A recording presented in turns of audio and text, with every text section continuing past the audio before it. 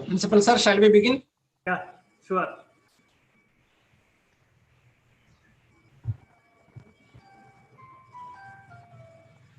Respected correspondent of our college, Advocate L. Rajadurai, the principal of our college, Dr. K. Palraj, the vice principal, Dr. G.D. Biji, faculty members of the Department of English, and the faculty members of other departments, the members of the IQAC, members of the PG English Association,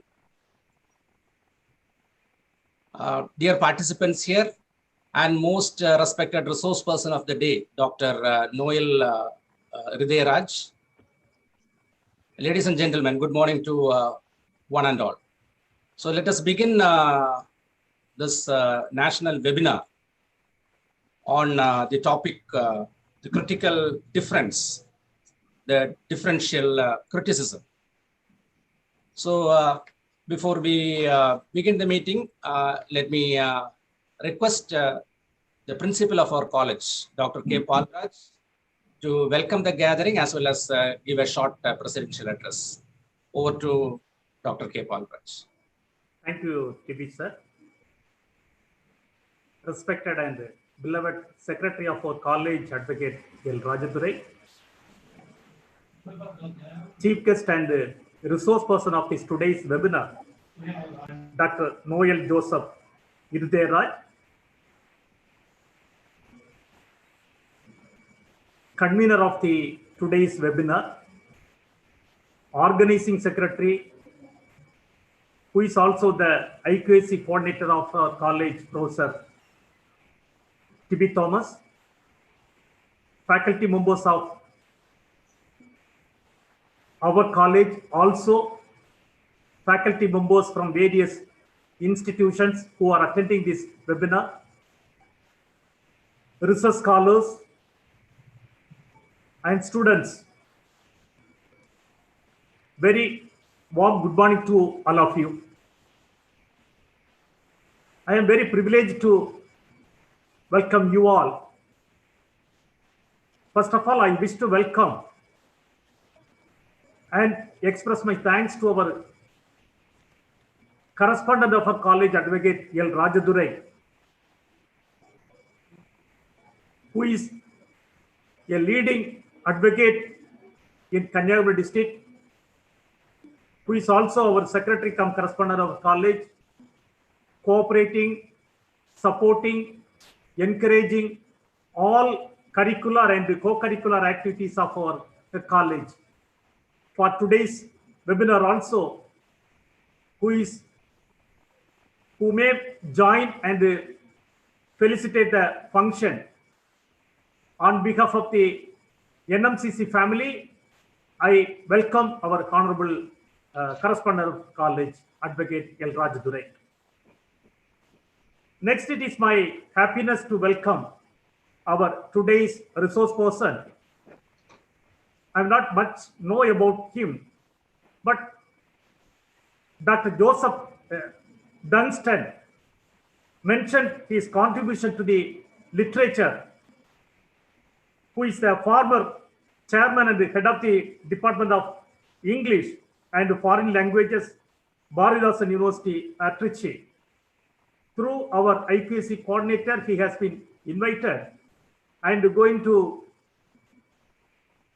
deliver the topic, the critical difference, the differential criticism, on behalf of the organizing committee and NMCC family, on behalf of all the participants attending for this webinar. I welcome you, sir. Next, it is my happiness to welcome the organizing committee convener, who is also the IQAC coordinator of our college, Professor T.B. Thomas. During this pandemic period, most of the teaching learning process being carried out through online process. Periodically, consistently, he is conducting so many webinars, either on behalf of the IQAC or in association with many departments of our college, and also in association with the other organization in around the college. For this webinar also, he has arranged wonderfully in association with the PG Association of English Department. On behalf of the NMCC family and all the participants attending this webinar, I welcome our IQAC coordinator, Professor T.B. Thomas. Welcome you, sir. Next, it is my happiness to welcome one of my guru, Dr. G.M. Joseph Dunstan. He always encouraging me, guiding me to lead the institution in a greater heights. In spite of his busy schedule, he is attending for this webinar. Dr. Joseph Dunstan, I welcome you, sir. Next, it is my privilege to welcome all the participants in the form of faculty members, research scholars, and students all over India, also from various countries of the who are attending this webinar. On behalf of the Nesamani Memorial Christian College, Marthandam, and also on behalf of the IQAC and the PG Association of English, I welcome you all. As I mentioned earlier, during this pandemic situation, a series of webinars or workshops or quizzes and similar types of programs being carried out in our campus. This is one among the best webinar, I think so. Today's topic, the critical difference, the differential criticism. Criticism is a common word. It can apply in each and every field. The criticism once, even in the academic affairs, or even the social affairs, religious affairs, political affairs, we can commonly see the criticisms. Most of the criticism can encourage or molding our exercises or day-to-day activities. But today's topic, that is the critical difference, the differential criticism in connected with the literature. Literature can be considered as the written form with a long-lasting artistic merit. Different forms and styles are embedded in the written form to make the literary works more prominent. The literature will provide some sort of aesthetic pleasure to the readers. Different writers use different techniques to make the readers to be impressed and influenced by the writings they produce. Reading literature is different from learning literature. As a botany student dissection of a flower to analyze the parts of flower, the literature of the student will read, analyze, and interpret literature in order to find out the hidden meaning in the work of art. Unlike other readers, the literature students critically analyze the work of art produced by the writers. Plenty of critical theories are formulated to analyze the work of art.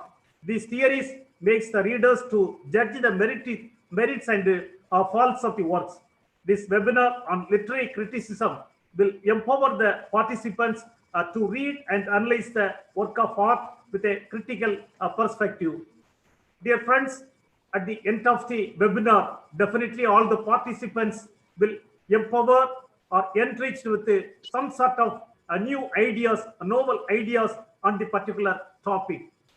At this juncture, I thank the resource person and all the members of the organizing committee and all the members who are attending this webinar on behalf of the NMCC family.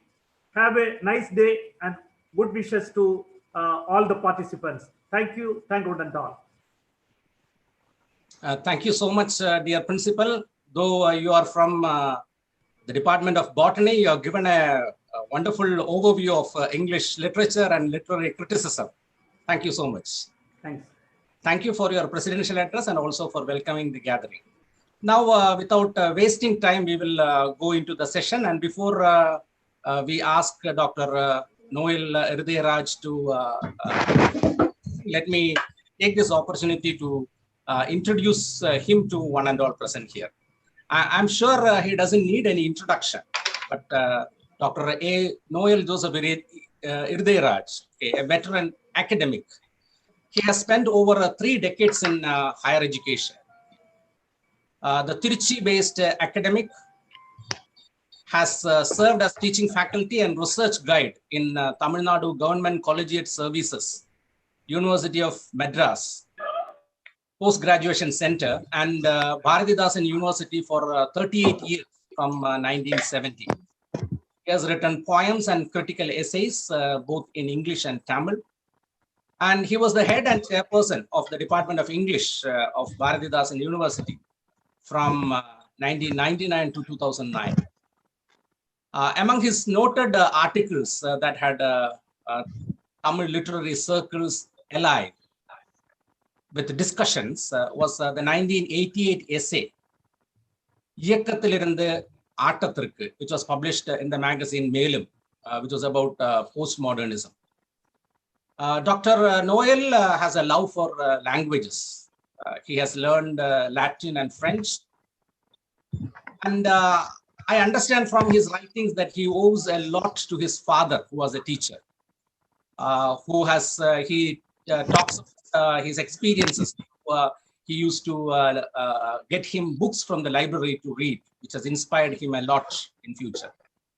He has written his first poem in Tamil when he was just in class 8, which was about the collapse of the Pamban Bridge. He was an English literature undergraduate in St. Joseph's College, Trichy, during 1965-68.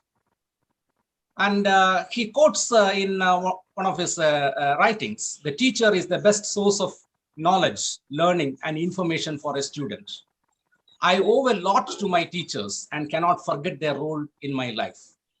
So he's a person who remembers his gurus with gratitude. And he shares his fond memories of his school teacher, Mr.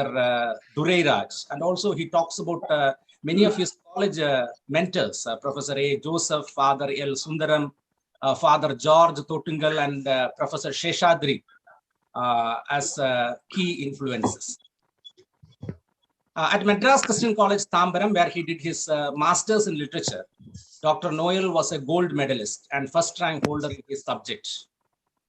He gained his PhD on American postmodern poet Theodore Rothke from the Madras University as an independent scholar who was exempt from working under an official gate. This was also something very special about him. And he has visited the United States to collect materials for his doctoral research. While there, he earned an extra MA degree at New York University. He also had spent time in United Kingdom as a UGC senior lecturer visitor in 1991. Dr. Noel's articles on linguistics and stylistics have been published in Central Institute of English and Foreign Languages, Hyderabad, Bangalore Language Institute Bulletin, and Indian Journal of English Studies. He co-founded and co-edited the literary journal Critical. Dr. Noel Irudayaraj, he continues to participate in matters linguistic and literary in his retired years as well. And we are very much privileged to have this literary giant with us today. And I invite him for his talk on the critical difference and the differential criticism. Over to you, Dr. Noel Joseph Irudayaraj. I quote data from a study from 2017. It claims that between 1935 and 2006. Now I hand over the session to Dr. Noel for his presentation. Thank you very much, Professor T.B. Thomas. Thank you, sir. I thank all the authorities of your far-famed institution, Nesamane Christian College in Martandam. In the first instance, I would like to thank your correspondent, the much respected advocate, Mr. Rajadurai, and also your principal, Mr. Balraj, Dr. Balraj, for his introduction to this seminar, and also you and you in particular for the nice things that you have said about me. Now, without further ceremony, I guess we would try to do some business. Now, it's very difficult to be critical, though it is indispensable to be critical, particularly in times like ours. In these troublous times, to use a cliche, troublous times, I hope you become aware, or you are already aware of the implications of this understating epithet, troublous. In these troublous times, it's very difficult to be critical, though, as he said, echoing T.S. Eliot, because it was Eliot who said, criticism is as inevitable as breathing. So it's very difficult to perform an indispensable activity, the activity of intellectual breathing, spiritual breathing, in the modality of criticism. I hope you understand the socio-historical situation in which we are interpolated, into which we have been interpolated, not only from the point of view of the pandemic, but from the point of view of a greater disaster,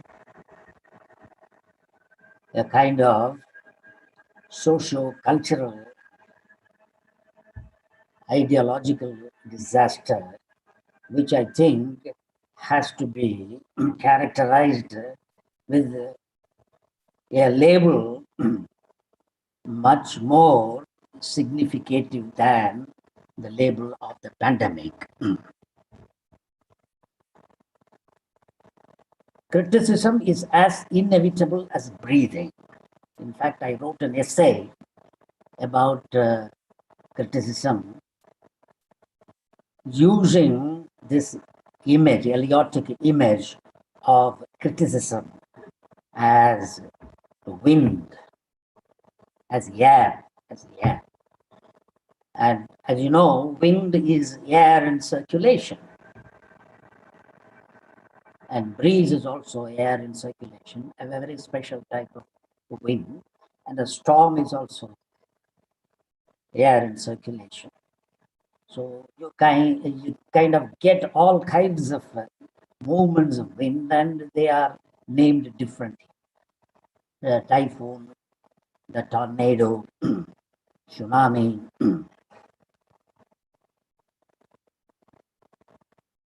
and the deserts on Simoom, on all kinds of winds. Criticism itself is inevitable as breathing, as air. But the creative activity is criticism in movement. And Lewis, who belongs to the Arnoldian tradition, and all those great critics, right from Plato down to the most recent critic, who constitute what I would like to describe as the perennial tradition. There are certain values, certain attitudes, certain topoi, which, excuse me, hello, Selvin.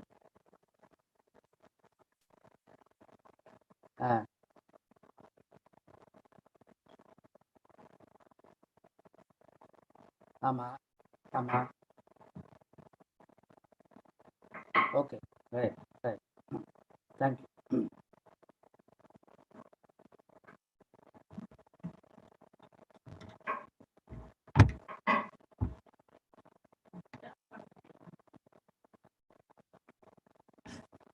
I was told by my former student and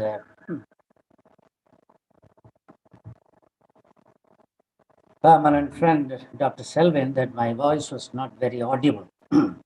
Now, I hope you get my voice all right. TB, are you able to hear me? Yes, sir. Now it is fine. Okay. He gave me this tip that I should hold this in my. You could keep the mic closer so that it will be Okay. bit louder. Yeah, more louder. Yes, sir. Okay.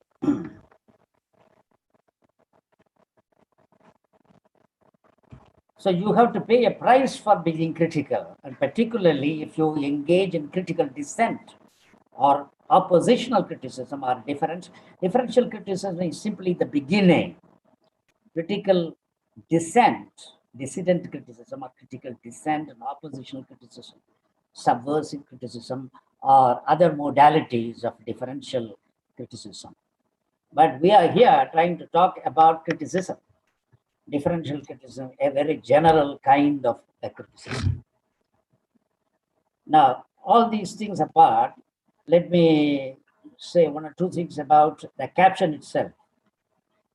The critical difference, as you know, is the title of one of the books by Barbara Johnson, one of the ablest translators of Derrida. I have her translation of Derrida's Disseminations in my library. A personal copy was given to me by my American friend who visited me a long time back in the 90s. So I still use that book. I go back to that book. That's a wonderful translation with a lot of extensive footnotes and references given by Barbara Johnson.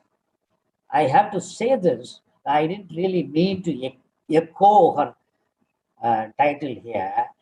I was preoccupied with the concept of the matrix, the matricial concept, or the concept, the key concept, or the foundational concept of the critical and the differential. So I thought this caption used by her sort of brought both these terms together. In fact, I really wanted to call this presentation the critical and the differential without any reference to Barbara Johnson. But anyway, I thought I would be calling a lot of attention, positive attention to the caption by using and by echoing Barbara Johnson's book title. Now, I may be able to say considerably about what I have in mind about the critical and criticism, but I don't know if we would have enough time to talk about difference and difference and the differential, differentiality, differentiation, and so on and so forth. Anyway, I shall try to bring in some of those concepts too. Now, let me remember in this context, this is already getting rather heavy, and I can't help, sounding rather heavy here. And I'm reminded of a certain remark made to me in appreciation of a certain lecture that I gave in Google Meet for my friend Professor Murali Ganam, who is the head of the Department of English in Vaishnav College, Madras. He said at the end, after the lecture was over, he said, "You went about your lecture with a hammer and tongs." Now, that makes very big meaning to me, particularly today. See, I just glanced through some of the pages of dissemination just this morning, and I came across this particular term, Declenchment, declenchment, D-E-C-L-E-N-C-H-E-M-E-N-T, declenchment.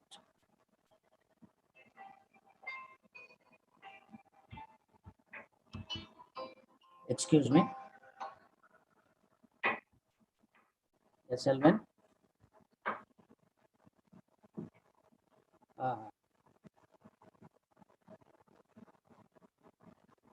Okay.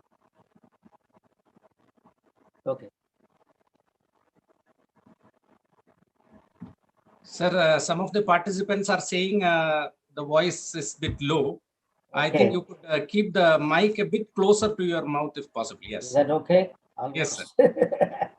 Yes. Touching my lips, okay. Now, all this makes this whole experience very difficult, though it's very crucial. Now, so he said, you went about your work with hammer and tongs. Now, I want to underline the need for work when you do criticism or when you discuss criticism, when you learn, particularly when you learn criticism. Maybe people are not that willing to put in hard work. And they make do with the companions, guidebooks, summaries, convenient summaries, and such other things produced by both foreign authors and our own friends in India teaching theory and criticism. Now, it's okay for you to get started or to gain information from all these books, but unless you have a personal intellectual encounter or a total encounter with some of the, at least with some of the key or seminal essays or landmark essays or excerpts or of writings of the major thinkers, I am afraid you will not be able to gain anything other than information. And information is not going to help you become critical at all.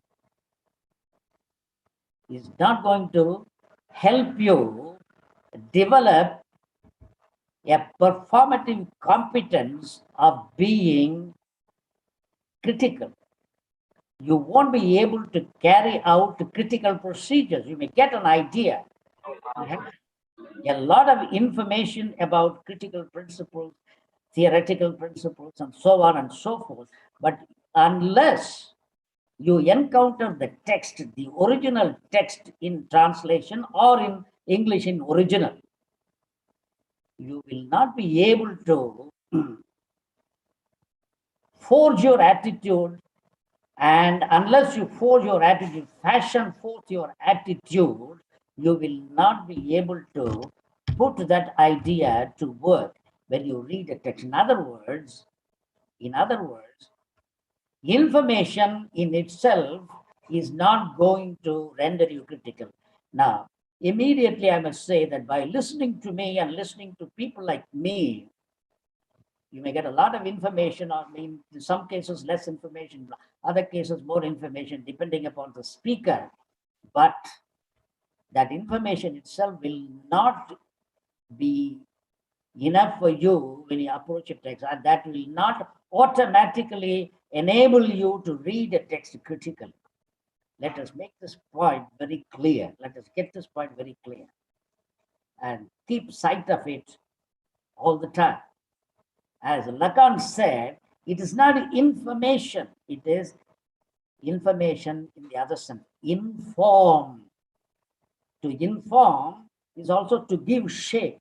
In other words, what you read should be able to fill your mind with, inform your mind, and it should also give form your mind in a deep sense, in a deep manner, in The inner form of your mind has to be shaped by what you read, by your reading experience of any text that you chance upon, or you select to read or choose to read.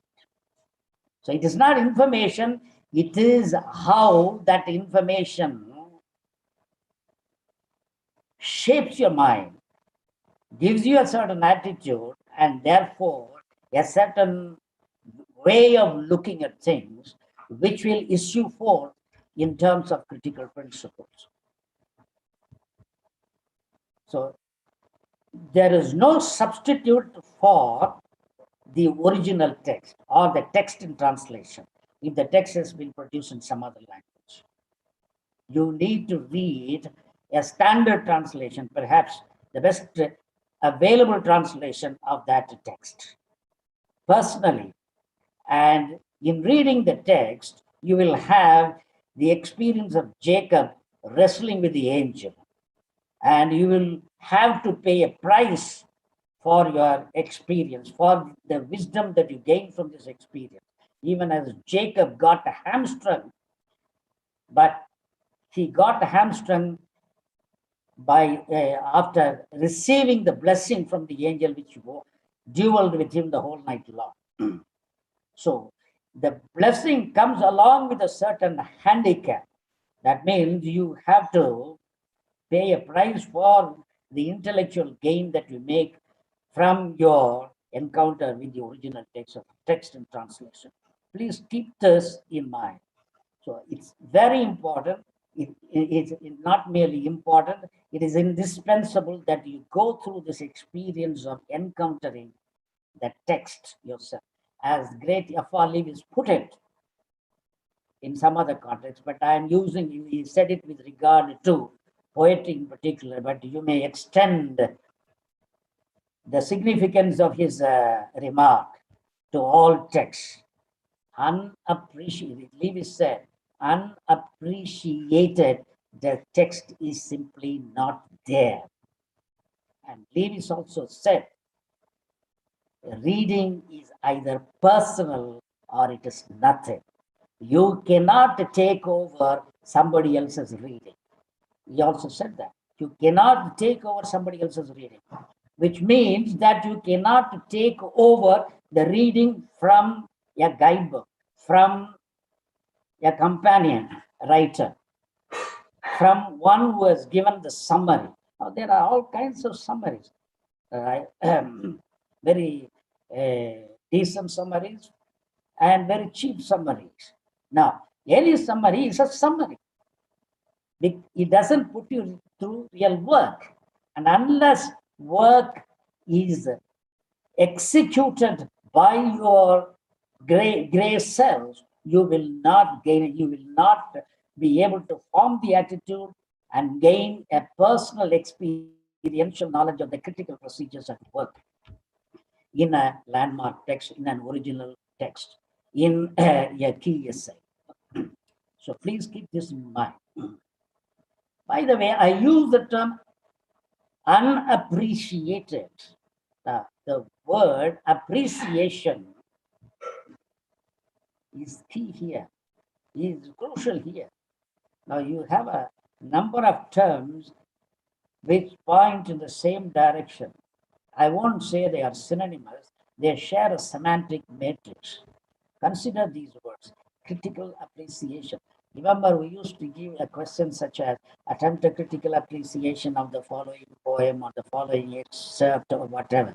Now, that was a tall order really given to the MA students.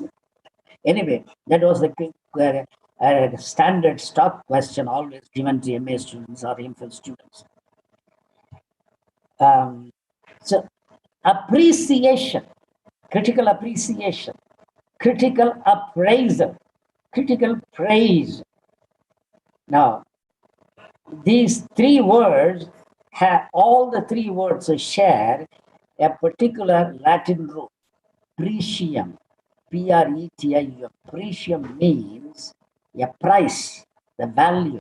So when you appreciate something, you are able to fix the price or the value of something. Now here, and the idea is very submerged. Unless you hunt for the etymology of these words, you don't really know that these words are connected directly with the evaluation of a particular text.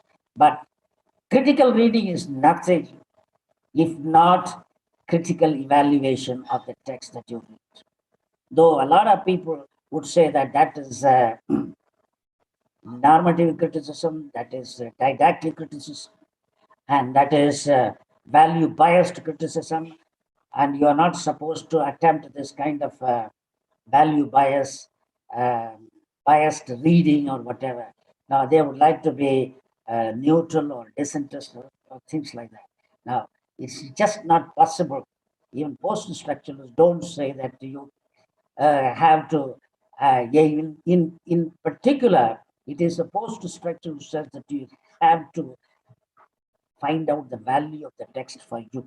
Though we may disagree with the post-structuralists with regard to their criteria or the lack of criteria for evaluation, we do understand and we must appreciate that they do insist on a value eliciting reading, value deriving or value eliciting reading.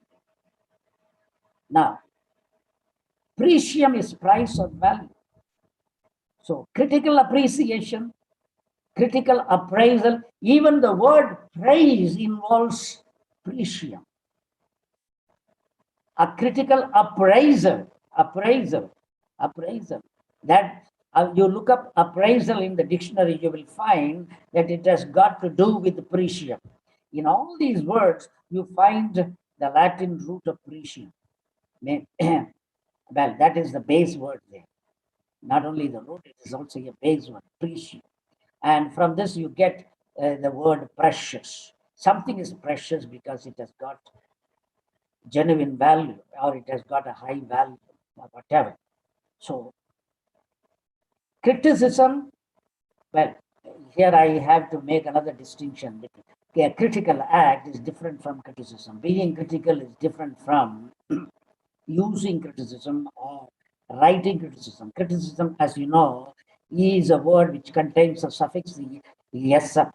"-ism" is always indicative of or suggestive of, in some way or other, it is suggestive of an ideology. It is an ism after all. Criticism is an ism. Now, it is ideologically motivated. That is not what we have in mind here. When we speak of the critical act, we speak of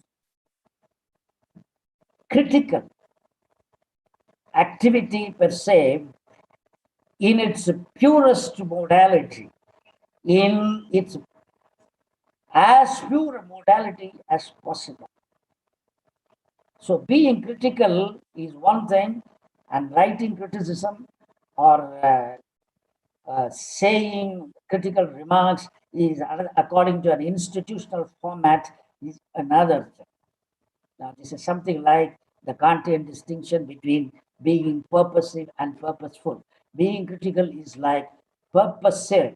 You are not consciously purposeful, but you are still purposive. You are purposeful and you may be purposeful in the wrong sense or in the wrong manner. So being purposeful is not all that desirable as being purposive, because being purposive is your genuine self operating in taking a decision or in moving towards a decision. Well, trying to simplify all this. So many of these words have got to do with assessment, critical assessment, estimation, evaluation. Now, there is another group of words, and in this group you find the idea of difference. We speak of critical. In this group, you have these words, these phrases such as critical discrimination, critical discernment. Now, discernment has got to do with vision. You discern with the difficulty, but you see it all right. Discern is to see with the difficulty, but you see it all right. That is discern. Like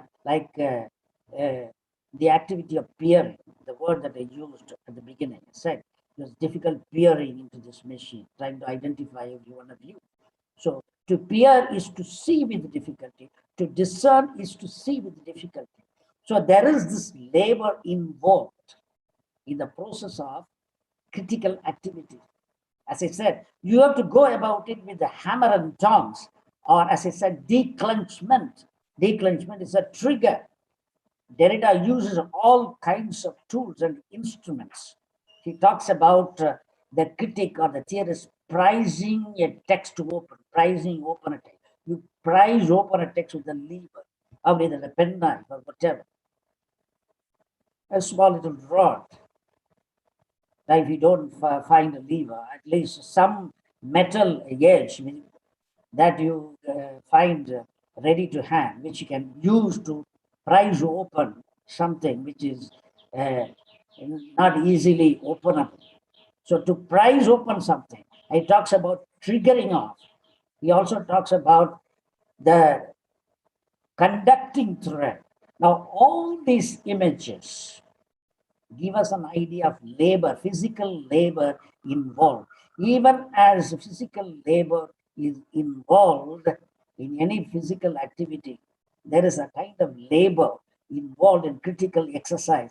Now, the word exercise itself will tell you that exercise itself, if you look up the etymology, will tell you that the secret of critical activity consists in putting in work. You have to put in a lot of work. Exercise, X is the prefix. Sere is simply derived from arcere, A-R-C-E-R-E becomes ersere, and then there is a prefix X attached to it, and then it becomes exercise. So you have to exercise your graces, as it said. So discern, once again, the idea of work, the idea of labor is indicated by the etymology here. Whether it is a word, such a simple word as a discernment, or a very complicated word like exercise. As I said, arsere means restraining yourself. Restraining yourself. Restraining oneself is part of putting in that work. Anyway, so this is to say, now this goes back to the first point that I made. You have to put in work. It's not enough if you read a guidebook. In fact, the guidebook will be nothing more than just a heap of information without any, just deadening information. As Eliot says in Tradition in the Individual Talent. Tradition in the Individual Talent. He says, your knowledge of all that is in the British Museum will not help you to become a poet, will not render you poetic, will not make you a better poet. Too much of scholarship can deaden your poetic sensibility. That's what Eliot says. Too much of information about criticism and theory can also deaden your inbuilt, innate critical sense. Now, this is where we have to talk about the critical faculty, critical competence. Maybe we'll take it up later. Or if you want, you use a modish expression, such as critical intelligence, because these days, in management theories, people are preferential to the terms such as intelligence. They are not really comfortable with competence or faculty. So they talk about 7 or 6 kinds of intelligence: sociological intelligence, spatial intelligence, temporal intelligence, cognitive intelligence, emotive intelligence, whatnot. Now you hear all this mantra in all these engineering institution seminars. Now, whatever you call it, whether you call it one substantive faculty, critical faculty, or one power like competence, or agency, or intelligence, whatever it is. Now, of course, the implications of each one of these words are different. Well, let's not worry. Now, whatever you call that, now your innate sense, critical sense, everybody has got this innate sense. Now, your innate sense is not going to be facilitated facilitated if you do not put in work, if you do not make a personal commitment to the text, at least tentatively, unless you take risks by means of taking a position with regard to what you read in the text or the text itself. So please keep all these views, all these remarks in mind when you talk about criticism. That's why, a seminar can never sharpen your critical sensibility. It can give you more ideas. And the principal said, I'm going to give you more ideas. Ideas you will get from everybody. Everybody can give you ideas, good ideas, bad ideas, indifferent ideas, all kinds of ideas you will get. Karuthu Kandasamy. Everybody is a Karuthu Kandasamy. Anybody who speaks in a Zoom meeting is a Karuthu Kandasamy, including me.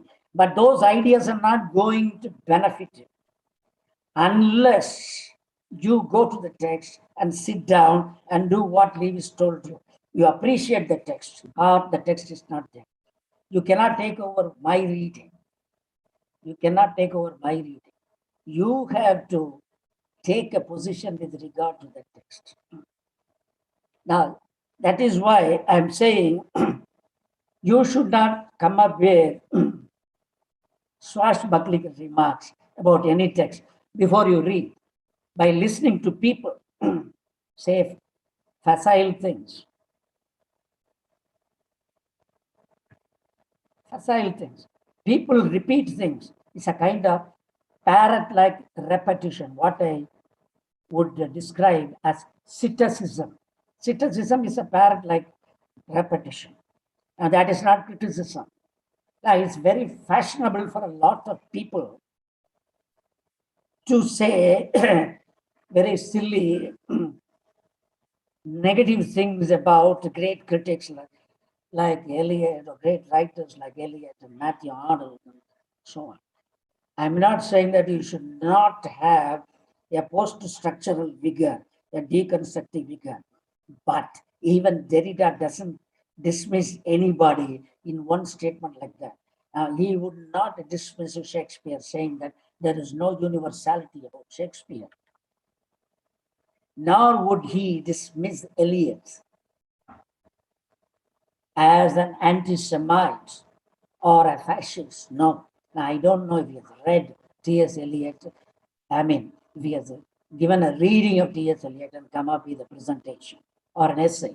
But if he had, he would not have said any summary thing about T.S. Eliot in negative terms. In other words, to say facile things is not being critical. A lot of facilism, a lot of simplism, a lot of citicism is being passed off as criticism, particularly in the field of the post-colonial studies. People usually not make a divide between the East and the West and say, we have been Eurocentric, and there's no point in looking up to these Western minds. So they will come up with all kinds of silly negative things about the West and the Western. Now, I'm not holding a brief for what we may call, in the terminology of Derrida, phallogocentrism. But let me give you a caveat. Let me give you a warning. If you demonize the whole range and spectrum and tradition, pluralistic tradition of the Western thinking and Western theorizing, Western critical methodologies, if you demonize that in a pseudo-Derridian fashion, I mean, Derrida did talk about the phallogocentrism in the Eurocentric thought, but Derrida had reasons to say that. But the question is whether you have any personal reasons, ideological reasons for saying the same thing. Now, I wonder if any one of us has any positive reasons to believe in a pristine, pure form of native tradition. So if you debunk and degrade and demolish, or you think you demolish, or you go about pretending in the process of demolition of the so-called Eurocentric thought with its claim to universality. Now, remember, this is the warning. You are playing yourself into the hands of dvesh-mongering ideological camps, which you will find all around you. These camps are anti-liberal, anti-secular, anti-egalitarian, nativist, arrogating to themselves in particular, if not for all of us, a golden past, a golden nativist past. Now, if you demonize the whole entirety of the Western tradition and the West, forgetting the boon and the blessing that you have received from them. Now, it is very easy to do that and sound patriotic. Now, I am not trying to be anti-national, mind you. I'm only saying that our relations with the West are very, very complicated, and I would like to discuss these relations in terms of the Derridean formula. The same Derrida also says in Structure, Sign, and Play,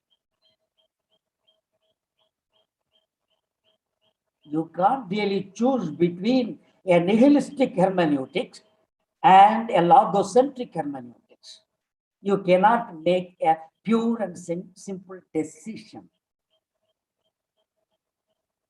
And in the very opening of the essay, in the opening paragraph of the opening of the essay, Derrida says there is a rupture and a redoubling. The structure of rupture and redoubling. That is what adequately accounts for our relations with the West. We have to make a certain break with the West and the Western tradition.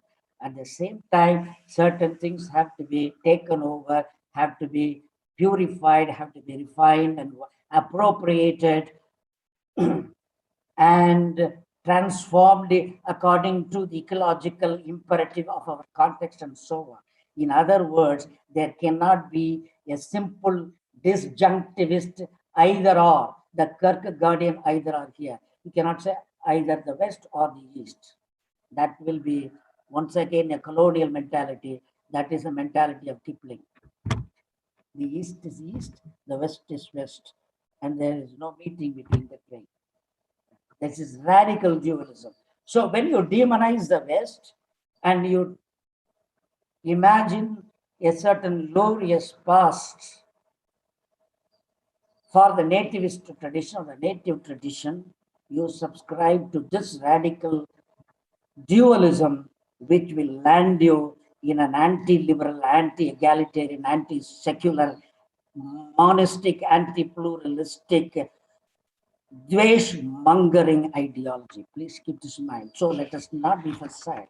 So when we talk about the critical, I am not simply echoing the post-structuralist views here.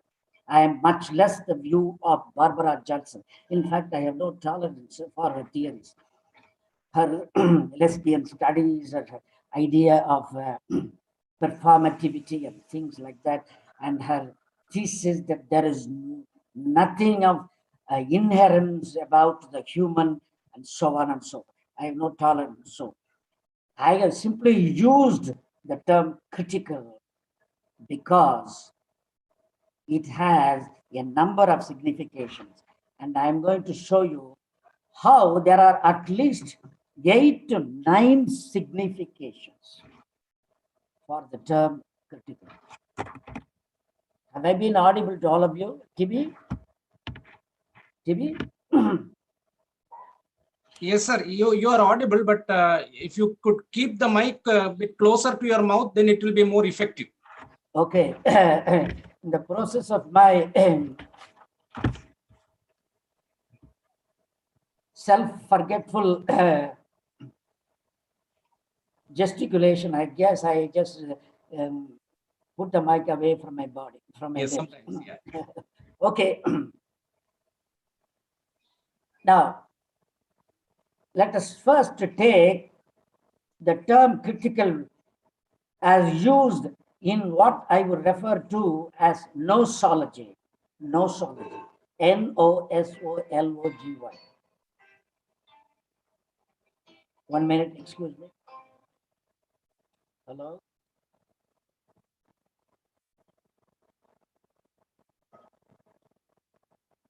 Huh?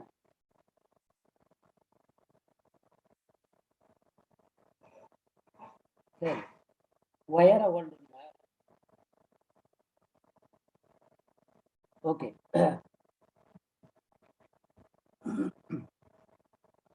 As I said, as a term used in nosology, which means the taxonomy of diseases.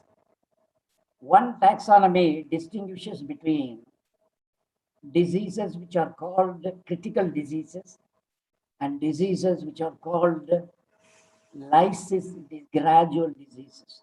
The gradual diseases are called lysis, Lysis.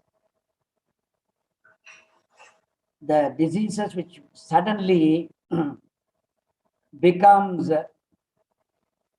most serious and dangerous, matters come to a head and the patient, is in a kind of crisis.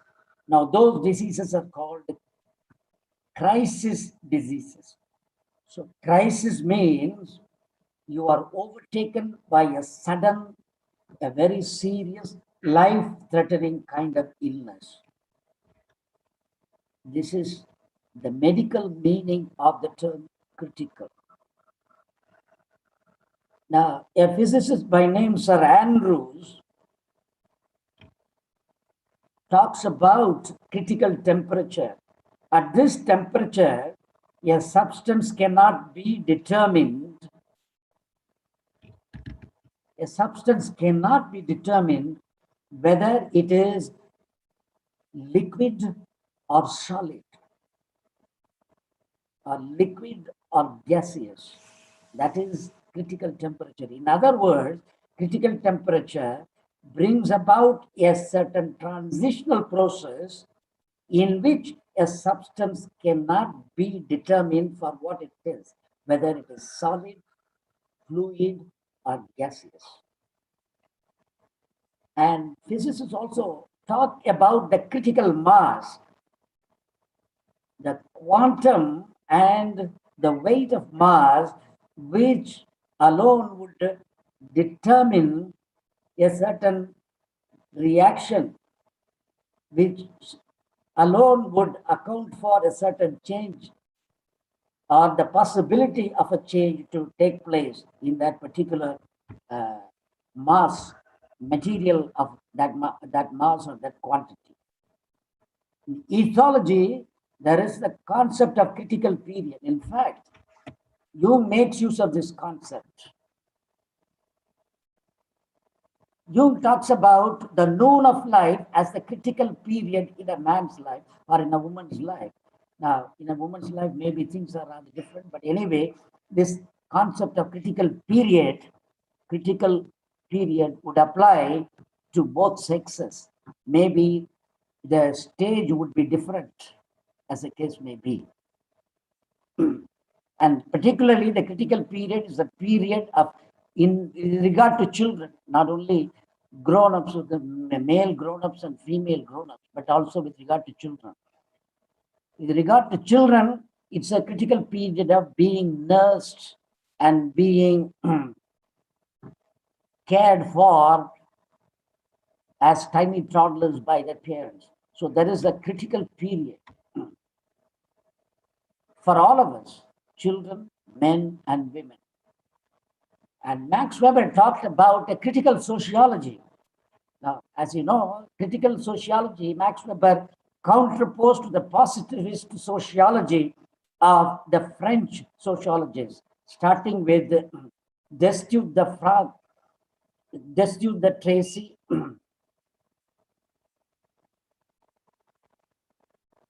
and so critical sociology is not simply based upon the observable phenomena, and critical sociology does not simply reduce everything to natural phenomena.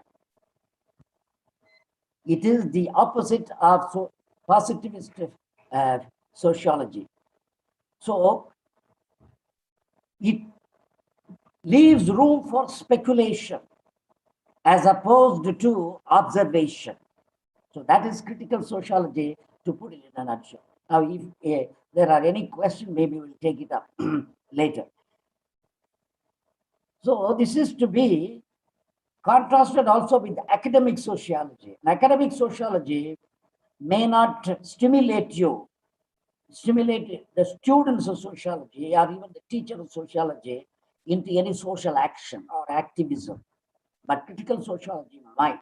So it is critical in the sense of producing an activist tendency on the part of the student. Now, the kind of criticism that we have in mind is of this kind. It is not for the sake of scoring marks. It's not for the sake of getting acquainted with a certain methodology which can be conveniently used for research purposes. In other words, instrumentalization, an instrumentalist view, a pragmaticist view, that is not the kind of criticism that we are trying to talk about here. A kind of a critical attitude which will enable you to look at everything, not only your academic matters, but also everything in life. In other words, we are trying to do a study of the critical from an existentialist standpoint, not as an academic subject, but as an existential pursuit, as an existential commitment. So that is the kind of sociology that Max Weber has in mind. Foucault and Derrida also talk about a different kind of ontology. They do not want a metaphysical ontology or an essentialist ontology in the place of such an ontology or a logocentric ontology. They propose what is called a critical ontology. A critical ontology which is anti-essentialist, which is a anti-logocentric or logoclastic, not logocentric, but logoclastic and anti-metaphysical. And critical in the Damanian sense, my student and friend Dr. Selvin will talk about Deman because he did his work on Paul Deman with me. So he knows what I mean here. Critical in the Damanian sense means, particularly in Deman's essay, criticism and crisis. Deman underscores the very idea of criticism as engendering a crisis. You might simply say a critic is one who makes trouble, who stirs up trouble, who helps people to become troublemakers, to become troublesome. So criticism as troublemaking, not criticism as finding a research gap and writing a thesis about that research, around the research gap. But a critic is one who makes trouble for him, not only for others, but for himself. That is the whole meaning and core of auto-deconstruction. When you deconstruct yourself, you make trouble for yourself. So he said, Deman said, critical poetry or critical attitude is what is at the root of radical poetry. Radical, of course, is a word which goes back to the very idea of root. Radical means going back to the root. Radical poetry as conceived by great Malame. So this is a way of doing the critical activity, performing, executing, prosecuting the critical activity as a kind of problematization, as a kind of interrogation of the other and interrogation of self. Now, in this context, you will have in mind, or you will be able to call to mind, the title by Catherine Belsey. The title of her book is The Critical Practice, in which she talks about two kinds of books, two kinds of text. One is the declarative text, which gives you information. which doesn't take a stance. It's a declarative text. The other is an interrogative text. The other text asks question to the reader and about itself also. So, criticism is that which asks question about the text, which asks question to the reader, which asks question about itself. This is problematization, interrogation. Problematization, not with the managerial finesse of solving the problem, but the problematization as a never-ending process. The problem will be kept alive. The problem will be solved only tentatively, resolved only tentatively, and it will be renewed at a higher level, at a more complicated level. So the process of problematization will go on. And one more meaning, and that will give you the 8 meanings of the critical, and then I will give you one last meaning. There's a 9th meaning, which I have used in my deconstructive analysis of a number of texts. Now, this 8th meaning, criticism, comes from Spinoza.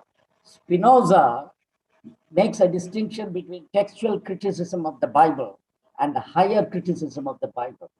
Textual criticism of the Bible, as you know, textual criticism is the criticism which enables you to come up with the authentic text and reject certain texts as apocryphal texts, fix the authorship and so on. The definitive, at least not the authentic, at least the definitive edition of the text. Now, those editorial problems, the compositional problems are taken care of in textual criticism. Now, that is not criticism for Spinoza. Spinoza of the Bible, but Spinoza is particularly talking about the Bible. He talks about higher criticism, by which he means the reconstruction of the Bible in all its different historical contexts. Reconstruction, not deconstruction, reconstruction of the historical context. That is higher criticism. Now, that led Spinoza, and later on Spinozist follows like Renan and Albert Schweitzer, to accept Christ only as a great man, as a saint, a super saint perhaps, but never as a son of God. Now, in other words, in the very idea of criticism for Spinoza, the idea of desacralization and naturalization are embedded, are inherent. The very idea is implicative of, the very idea of criticism entails the process of desacralization, humanization, secularization, and naturalization, and so on. Now, this, you may say, is one of the dimensions of deconstruction. Now, no guidebook will mention an observation, a point like this, because the guidebook will not talk about Spinoza as having anything to do with maybe some advanced exegesis of Derrida might have mentioned this point about Spinoza. But as far as I know, I have not come across any such observation. This is an observation that I have made by myself. Now, the last meaning, which is the 9th meaning, which is the simple etymological meaning. This will take us back to the point that I started with, that criticism is nothing if not evaluation, if not estimation, if not appreciation, if not appraisal, if not valorization and devalorization. Now, it comes from the Greek word. Kritikos is a Greek word. Kritikos is a critic. Kritikos. It comes from krinein. Krinein is an infinitive. Greek infinitive. K-R-I-N-E-I-N. Krinein. Krinein means to judge, to evaluate. And Great Kant used the term critique particularly in this sense. So he came up with the 3 books: the critique of pure reason, the critique of judgment, which is concerned with aesthetics, the sublime and the beautiful. That critique itself is called the critique of judgment. So, judgment of judgment, so to speak.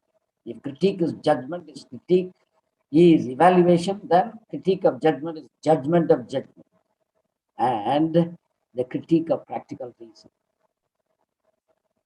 So these are the 8 to 9. Now we need to make up in our mind what. Now I have not given you all the different modalities of criticism by pointing out of the critical and so on. I have only given you some idea of the different possibilities of the critical activity.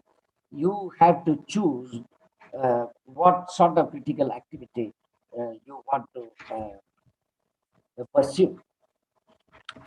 Now, so we have really covered a major chunk or tranche, to use a French word, T-R-A-N-C-H-E, tranche of my presentation, the critical. Now, the other word, difference and difference and the differential, I think I will reserve for the discussion. Now, let me make all this a little less heavy by making a few useful points. Making a few useful points. Now, there are certain prejudices that we have about criticism, about its format, for instance, about its relative position with regard to the critical text. I'm not saying that all critical texts are equal to creative texts, or criticism is creation, creation is criticism. Any such facile equation I'm not making here, but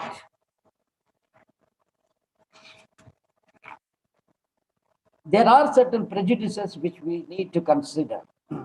For instance, already I have mentioned 1 or 2 prejudices. With regard to the criticism is written, criticism is spoken, criticism is written. The critical has got to do with the phonic substance and the graphic substance and the electronic substance as well. So you can actualize the critical in any one of these modes, the phonic, the graphic, the electronic, or the tactile mode, which is meant for the blind people. So in any mode, the critical may be made available, but I am not talking about those modes here. I am talking about its graphic mode. We sort of associate criticism with an essay format. That is not really true. As you know, Pope wrote his criticism in heroic couplet, an essay on criticism, for instance. Now, a different literary form, not even in the prose form. And when Dryden wrote criticism, he wrote both in the discursive form and in the dialogical form. Preface to the Fables by Dryden is in the discursive mode, whereas an essay of dramatic poesy is in the dialogical mode, is in the conversational mode. Criticism may be made available in a novel. Take, for instance, a meta-fictional novel like A Portrait of the Artist as a Young Man. There are certain places in which, the aesthetics is discussed by Stephen Dedalus, the hero of that novel. Or even in an existentialist novel like Nausea by Sartre, there are certain places in which art is discussed. You may say that these are metafictional components, even though they may not be through and through metafictional novels. So, a novel can be about criticism, aesthetics, poetics, And a poem can also be about criticism. Take, for instance, certain chunks of passages in the four quarters. I have particularly in mind a chunk where you come across the whole concert dancing together, in the old and the young, the multifoliate rose, and the words would not stay in place. Unruly squadrons, they slide, would not stay in place. Unruly squadron, and so on. Where Eliot talks about these, I'm not saying that they function there as aesthetic theory only. I'm only saying that it is used, at least aesthetic images, aesthetic concepts are used, literary ideas are used there as part of a larger allegory, as part of a larger symbolism. But there are these critical concepts, even in a poem like Four Quartets, which is a spiritual, a poem with certain spiritual or mystical moments. The criticism may be made available in notebooks and journals. Literary figures, literary authors have produced such journals. Take, for example, André Gide or Albert Camus. You have got critical concepts in their notebooks. And the best example for me of a critic who can be versatile in his use of different literary forms is Roland Barthes. Roland Barthes, he has got great versatility in using different literary forms to express critical thought. Now, he could write a real research essay to counteract and have a spat with Professor Picard with regard to Racine's plays. That was, I think, the first landmark production of Roland Barthes. Roland Barthes spat with Professor Picard on the question of Racine's plays. And he could also write mythologies, a very typical discursive kind of writing.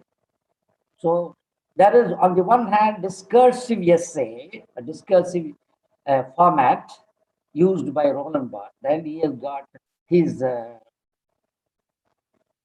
journal, Barthes pour Barthes, Barthes pour Barthes, Barthes for Barthes, Barthes by Barthes. It's a kind of autobiographical, quasi-autobiographical, quasi-auto-literary, or whatever you call it, journal in which, he expresses critical views about books, about art, about science, and different topics that you associate with theory and criticism. And not only about his personal experiences, but also about criticism and theory. So, criticism is not necessarily confined to discursive writing. That's my point.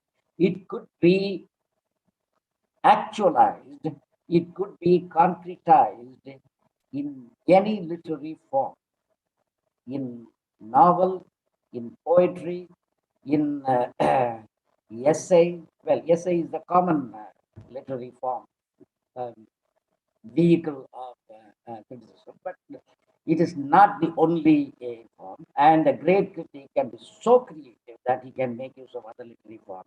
And in this sense, I would consider, this is one of the reasons for me to consider that a critic is almost the same power, as a great original writer. So you can talk about all this if you want in the discussion time.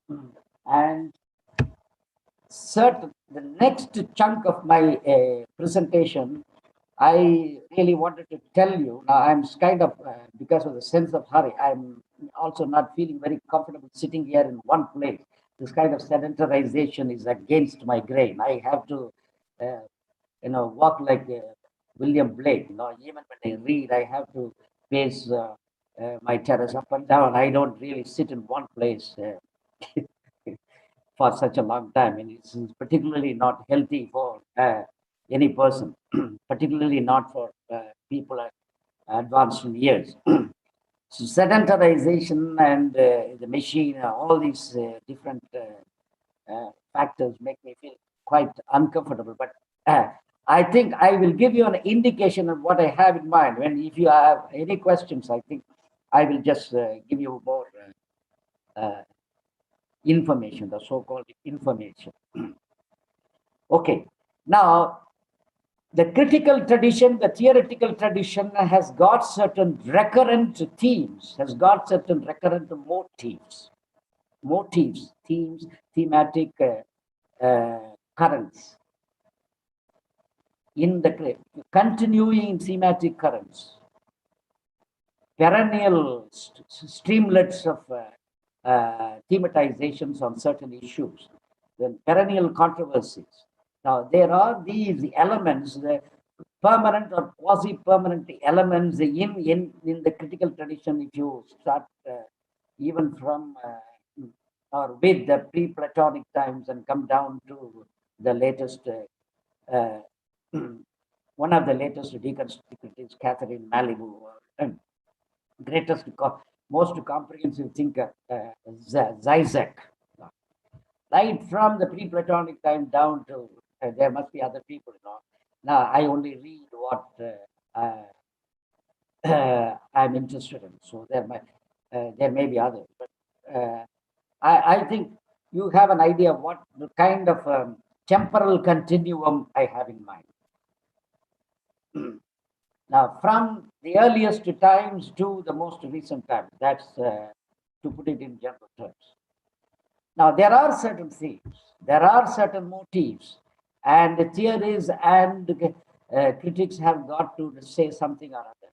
They will talk about artistry, they will talk about materials, literary materials, they will talk about medium, they will talk about form, what kind of form, they will talk about impact. They will talk about the relations between criticism and other disciplines, what kind of tool discipline critics should use, whether a critic should practice intrinsic criticism or extrinsic criticism. Now, those are terms found in René Welleck's theory of literature. But a very recent writer, one of the recent writers, I have in mind Frederick Jameson. He talks about immanent criticism and the transcendent criticism. Now, transcendent criticism is more or less like extrinsic criticism. Immanent criticism is more or less like intrinsic criticism. Now, the terminology changes are accompanied with certain socio-historical complications. I do not write them out, but you will still be able to see a certain continuity, a certain pattern, that there are these quasi-permanent structures. To use an expression from Theodor Adorno, quasi-permanent constellations, conceptual constellations, or ideational constellations in the firmament, in the space of theory and criticism. Take, for instance, the whole question of architectonics, the total form.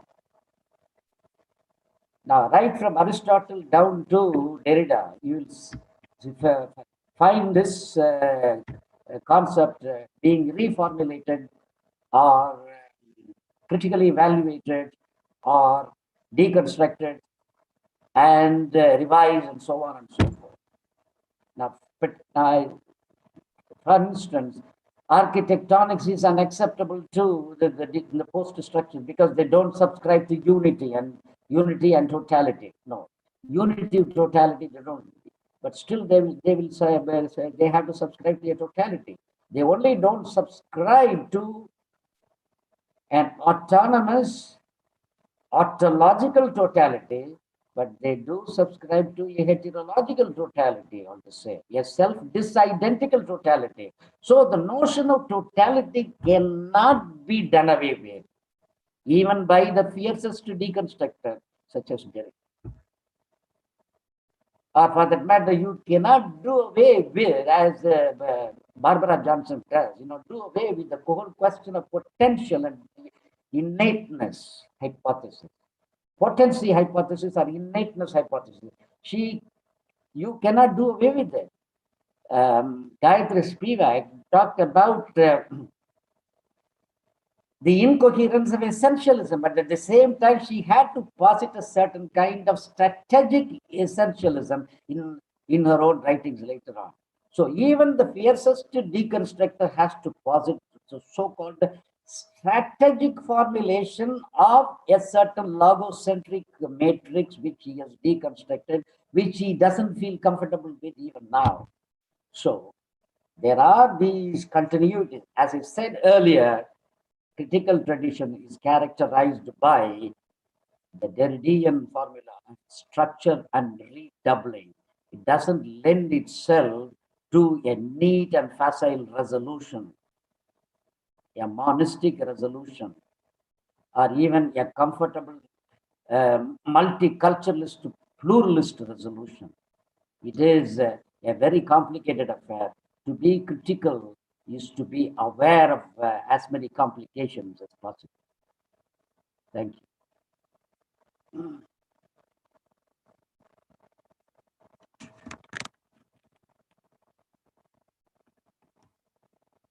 Hello?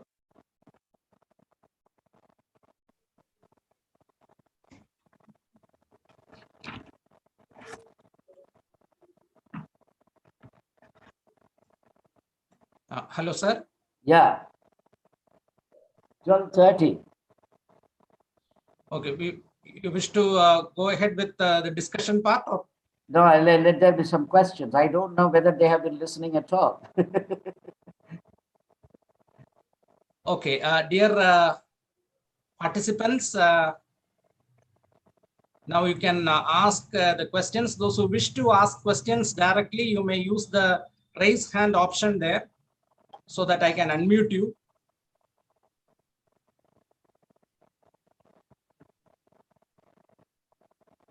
Yes, I think there is a question from Dr. M. Saji. Sir, you may kindly unmute and ask the question. First of all, I appreciate Professor TB and his team for arranging such a wonderful seminar. And our resource person, sir, he was telling about information, that is to inform or to make inform. At that time, I was reminded of Derrida's living force of meaning, which is the way to get the right information, living force of meaning.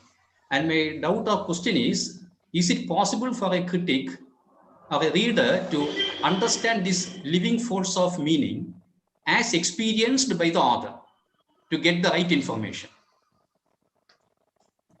Now, you want an orthodox answer or a heterodox answer? Well, now, from a post-structural standpoint, he will not be able to reappropriate the author intended meaning. He will not have any access to the authorial intention at all. As Lewis says, no, you don't have to go that far. As Lewis says, intentions are nothing except as a real life. So whatever we try to think of as the author intended meaning is available to us only in terms of the black marks on the white page. And the black marks on the white page are read by me. And so there is this personal element. And Lewis is not against the personal element insofar as the personal element is in conformity with the black marks, more or less.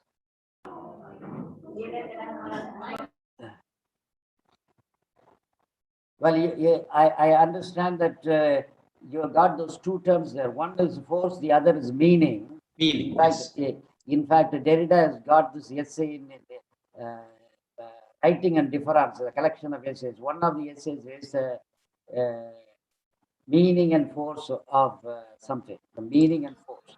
There is one particular, I forget the title of that. I used to have all these books all around me, but There's some kind of reconstruction going on in my house, so I'm not able to keep all these books around and get you the exact reference. But Derrida does talk about the two key terms, meaning and force. One is a semantic concept, the other is an energetic concept. This is not, of course, this antithesis, of course, is not peculiar to Derrida. This is one of the topi. Thank you very much. I'm making use of your question to answer something that I have already mentioned. This is one of the topi. So theory will always talk about, or criticism will always be concerned with meaning on the one hand and force on the other hand. Meaning is kind of static. Force is not static. Force is what you experience about the meaning, to put it in simple terms. One is one has got to do with the dunamis and the pouvoir. Pouvoir is power. Power at work is dunamis. Dunamis is the Greek word. So the dynamic experience, or the experience of the dynamism and the dynamics of the meaning, that is an experience. I mean, that's what I have in mind when I tell you to go back to the original text. Now, every time I go to Derrida, I find something new. It's like, a committed devotee finding a new dimension of meaning in his sacred scripture. If you are a committed believer, you go back to your scriptures and you find a new dimension of the passage which you have been reading so many times, which you have read so many times, and now it looks rather different and it gives you perhaps an entirely new experience. It could give you I mean, there could be this kind of total novelty, and this novelty can jump out from the pages of your text and hit you in the face, and it can simply become part of your lived world, the Lemon's world, the life world, as Heidegger puts it. The life world is suddenly altered or transformed by this experience of the force of a passage which you have read so many times. Now you read and it all strikes you as entirely different, or somewhat new, or as fresh. I mean, Elia did not make use of all these terms, but he still said, he made a point, a fresh understanding of the familiar. So to say the least, this experience will peel off the film of familiarity from your intellectual eye, from your spiritual eye.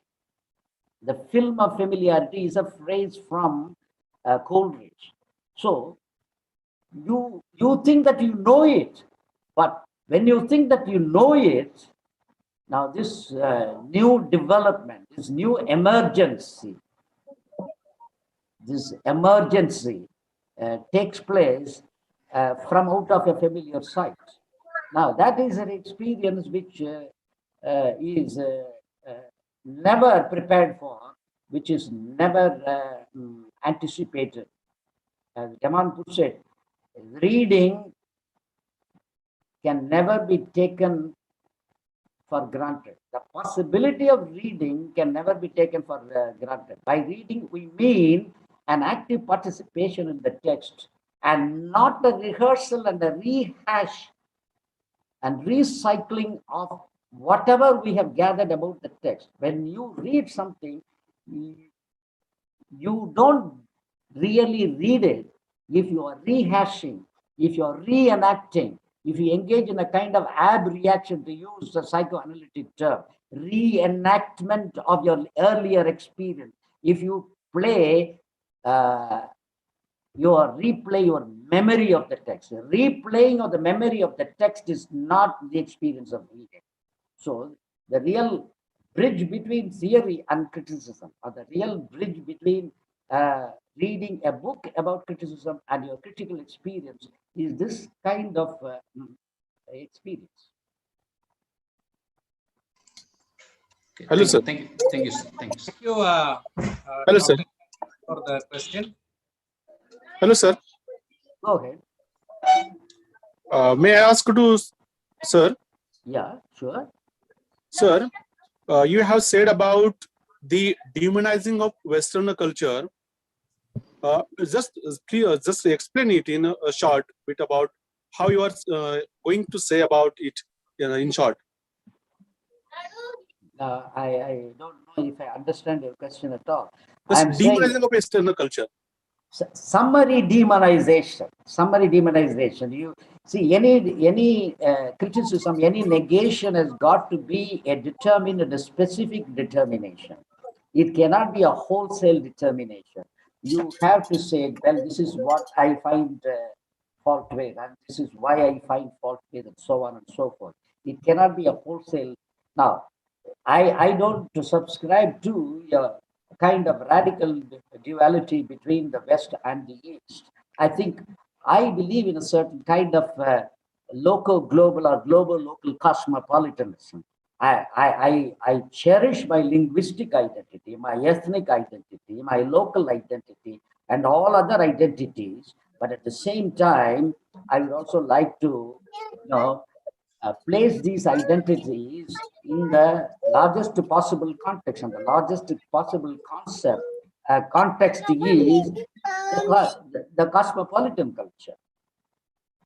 In that sense, as I said, I am not holding a brief for the Western. Now, if you want to dismiss the notion just like that, you see, we need to. It's very fashionable for people with a smattering of postmodernism, post-colonialism, and post-structuralism to be very dismissive and negative about the perennial tradition. Thank you, sir. Thank you, sir. Sir, I would like to ask this question. Really, this session is wonderful. And really, where are you talking from? Speaking from Sulaiman. Yeah, I'm really sorry. The camera is not clear. So that's okay. But no, he's asking where you are talking from. Which is your location? I'm here. I'm my home. No, I'm in my please. home. Oh, please. Oh, this camera video is not clear. Okay. I would like to ask my question. Okay, right, go ahead. Thank you. That is my question is, behind of the critical theory that we can see the death of the author and left of the text, such like that. My question is, when the reader is going to die? Now the reader will, the author has not died either. In the first place, the author has not died. Now, this is the whole trouble. See, this is one of the topoi of criticism of theory. First, the author was considered a creator. The poet means that in Greek. Then the author was considered a prophet, a vaticinator. That is the meaning of dates in Roman, in the Roman language, dates. So first he was considered a poet, then he was considered a date, then he was considered one who was able to produce a copy of the real world, and also one who could. So you get all this, and then in the post-structuralist context, people talk about. I would consider different kinds of authorial figures.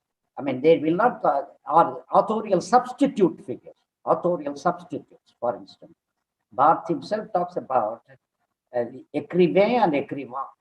And he also talks about the scripter. Whether you call him a scripter or écrivain, or now that's your problem. Now, you don't want to call him an artist. That is because aesthetics is somehow ideologically motivated. Now, the whole of aesthetics is not necessary. The very word need not be such a problem. Now, if you take etymology, aesthetics simply means the science of perception. Aesthetics means the perception, the process of perception, act of perception.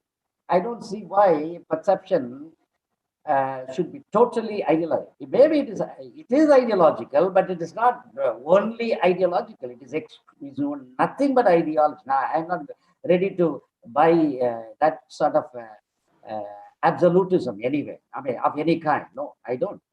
So, you instead of the author, there are substitutes for the author. Now, but still, you are talking about you are going now, and Althusser will say Althusser will say there is no individual. There is only the intersection of the threads of the socio-economic network. Is simply the point of intersection, the individual. Now you are becoming very precise, but I cannot accept this either, because he's not only a point, he's capable of some kind of agency.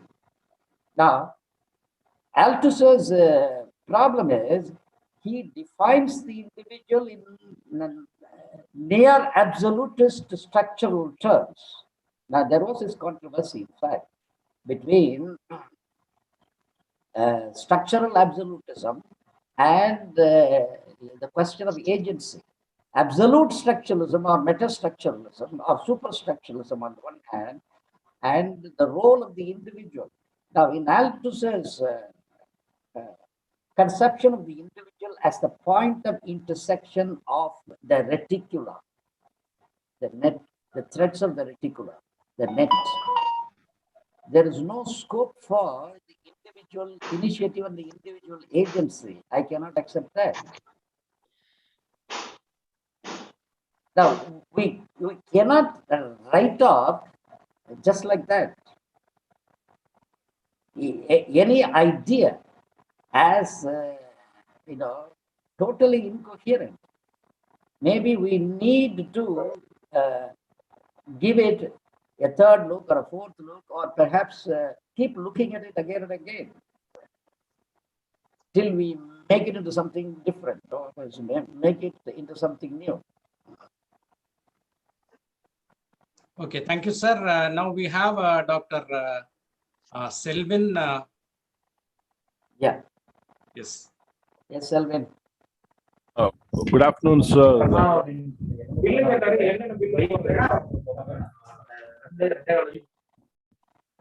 Good afternoon, sir. Yeah.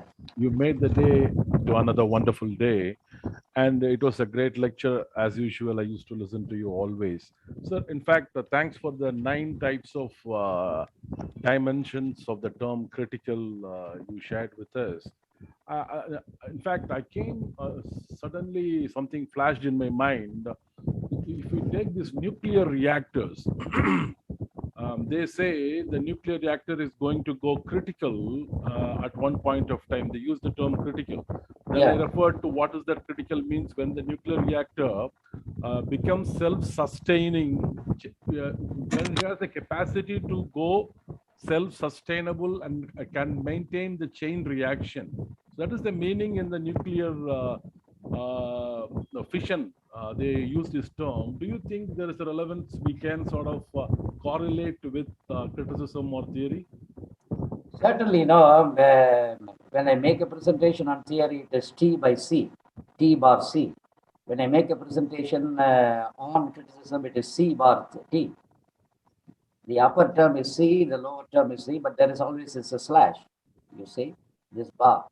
So the focus, now, in fact, there is, now to take theory and criticism as 2 different entities or 2 entirely diametrically opposed activities would be another kind of radical dualism. No, not at all. I don't subscribe to any radical dualism. I do not subscribe to monism either, a facile monism or an over-facile monism.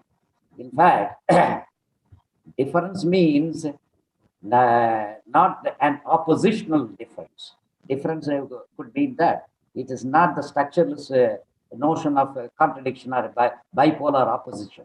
It's not bipolar opposition. Even a bipolar opposition is not different enough, because the North Pole and the South Pole are parts of the same globe. Night and day are parts of the same circadian rhythm. Nature and culture are still part of the same historical cosmic process. Now, for me, the real contradiction, now, There can be only very few contradictions like that. The real contradiction, these are only contrary terms. Day and night are bipolar opposites, are what do you call them? Binary opposites, bipolar, binary opposites, the so-called, this is a familiar structuralist cliche, by binary opposites. They are binary opposites, but they are not contradictory opposites. Day and night are binary opposites. They are contrary terms. They are not contradictory terms. Take, for instance, time and eternity. Time and eternity are contradictory terms, but day and night are part of the same time. Time and eternity. Likewise, human versus inhuman are contrary terms. Only a human being can be inhuman. Human and non-human are contradictory terms. Human and non-human are contradictory terms. An animal cannot be inhuman. Animal can only be it's like itself. So, what I have in mind, now all this could not be clarified at all, because I was kind of filled with all kinds of ideas, and I didn't know where to start and how to develop and so on and so forth. It's very easy for me to explain things in a conversation like this. So by difference, Derrida makes it, underscores that difference is not necessarily oppositional. See, you are tall and you are kind of well-built, muscular. I am not tall and I am not well-built. I am not well-built. This is a difference, but this is not a contradiction. This is not a contrary difference either.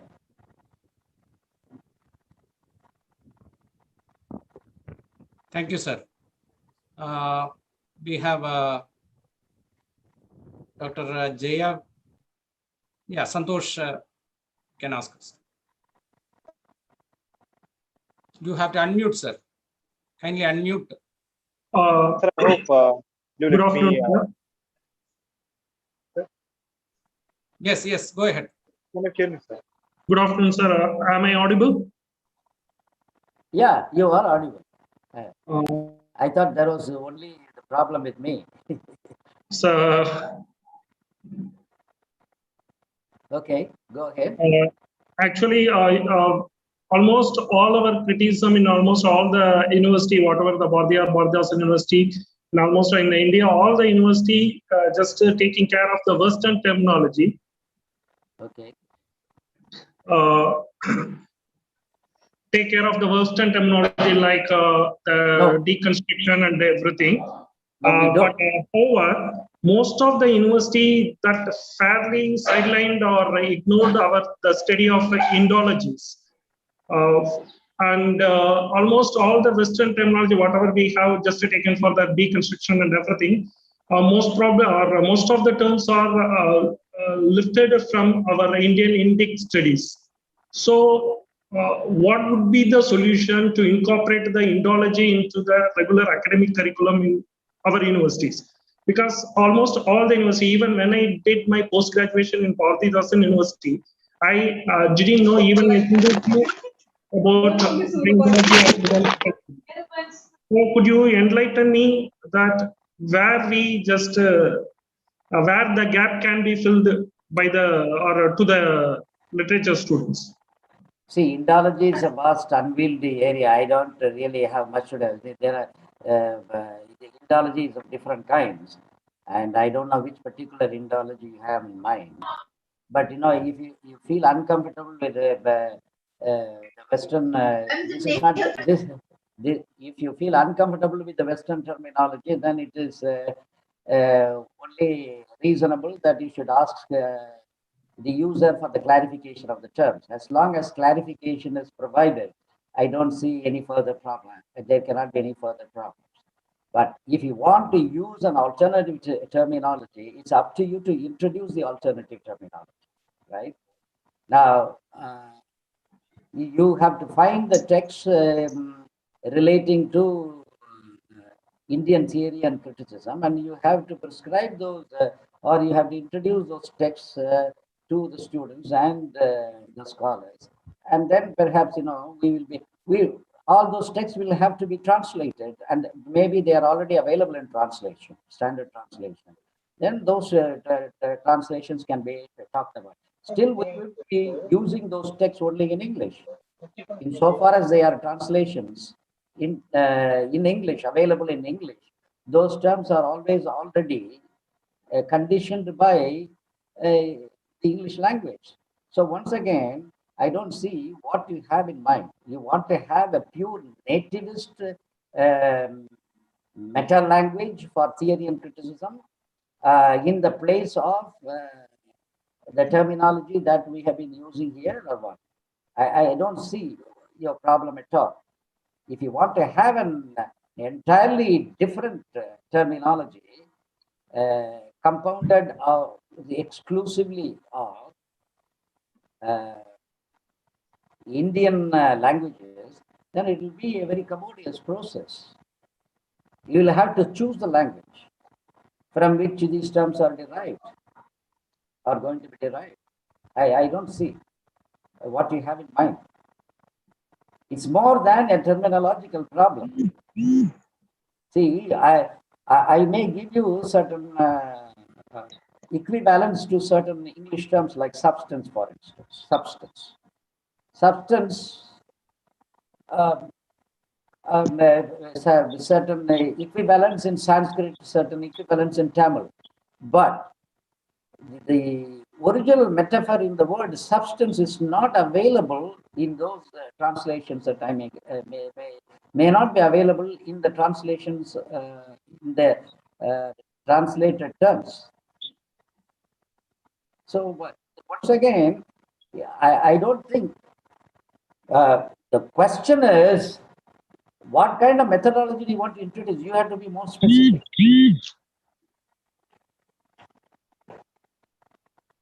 See, what was your problem as a postgraduate student at Bharathidasan University? It's not the problem. What I felt, a major aspect of introducing ourselves to the Indology studies. See, Indology can be introduced as a paper, as a paper. But Indology has to be introduced as a paper in history also. Okay. So, literary Indology is what you have in mind. And what kind of text you have to choose in the area of literary Indology, you have to tell me. See, I have not given thought to this possibility at all. Okay. Okay. In fact, most of our native texts, all the Sanskrit texts have been translated only by Western scholars. And they were given a permanent form only through the printing press of the so-called colonial power. So this is one of the blessings of the British rule, whether they intended to do good to us or not. This happened. They took interest in our text and they translated, and we came to be known all over the world because they translated and printed those texts. This is that is why I'm saying post-coloniality is not a pure and simple issue. It's a complicated issue. We can never cut off our connection with any country for that matter. We hang together in this one and only globe. We cannot really talk in terms of the East and the West divide. We can talk about the injustice that they have perpetrated against us. At the same time, we have to talk about the blessings that have accrued accidentally or through their good intentions. I don't know whether how much of the good work was intended by them and how much just happened. Okay, sir. Now we'll have a question from Santosh. Thank you, sir. Let me use this platform to ask this question to sir. Once after studying his Yugam, I need to pay my homage or is the comparison Brahma to structuralism and phenomenology to Vishnu. And thank you so much, sir. But my question is, I didn't get that observation at all. What did you say about Vishnu and Brahma? You just compared Brahma to structuralism and phenomenology to Vishnu in your Kotpattu Vimarsana Yugam, sir. I have? Yes, sir. You have. I studied it, I didn't know. When I studied it, I didn't know who you are. But thereafter, I collected so many things, and I met so many students of you, and I'm a great admirer of you. And my question is no. I see. I know what you have in mind. I think I talked about the structuralists accepted that they can measure the world like Brahma. Right, but phenomenologists accepted that they couldn't like Vishnu when they in the competition to see the exactly. head and that's right. Those lines are very great lines, sir. Oh, thank you very much. Thank you. Okay, sir. Now the question is, where are you working at? I am from Tanjavur, sir. I am working as an assistant professor at Anna Velangani College. Here I have 3 students of you with me, sir. Oh, I see. Okay, go ahead and ask your question. Okay, sir. My question is, sir, both existentialism and deconstruction are post-structuralism. Those oppose constructive ideas, what were constructed in those days as ancient ideas. Both the existentialism and deconstruction stand and support for individual and human rights. But why everyone considers that post-structuralism or deconstruction just smash away existentialism? This is my first question, sir. My next question, whether existentialism died because of deconstruction, since there is a post-existentialism, we can say. These 2 questions from me. I have been waiting a long time to ask this question to you. If I have the chance, now I expect the answer from you. Now, existential insights have been appropriated by deconstruction. When Derrida talks about the reading and he talks about the imperative or an existential commitment to the text and taking risks as part of the process of reading. But I do not think, it's not a question of deconstruction playing havoc with existentialism or simply driving existentialism away once and for all. If anything, existentialism or any ism for that matter goes underground and it will come back and reassert itself in some other form. I think any ideology, any system of ideas in that sense, in the neutral sense, ideology, not in the Marxist, negative, now Marxist sense, so any ideology for that matter, a system of ideas. Any ideology is kind of dominant at a certain given moment. It runs its course and then it goes underground. It is not popular anymore, and it is not credible to a lot of people, the majority, and so some other system of ideas comes in. But it doesn't mean that the earlier system of ideas is finished with and it is simply made null and void.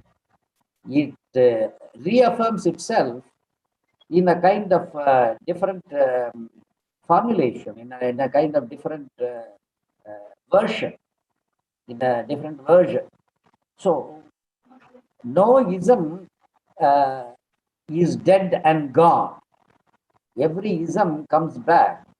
Now, I believe in this because even as I believe that no thought dies entirely from the mind, it always comes back, presents itself to consciousness in some other form. This is what Freud refers to as the return of the repressed, the return of the unconscious. So, the system of ideas which goes underground will become manifest once again, and it may become manifest in some other form. That's about all. As I said earlier, it's always a complicated structure of rupture and redoubling. Something of its form may not appear, but it will retain some of its old features, formal properties and thematic properties and so on. And all those thematic formal properties will get reassembled in a new concept or in a new formulation.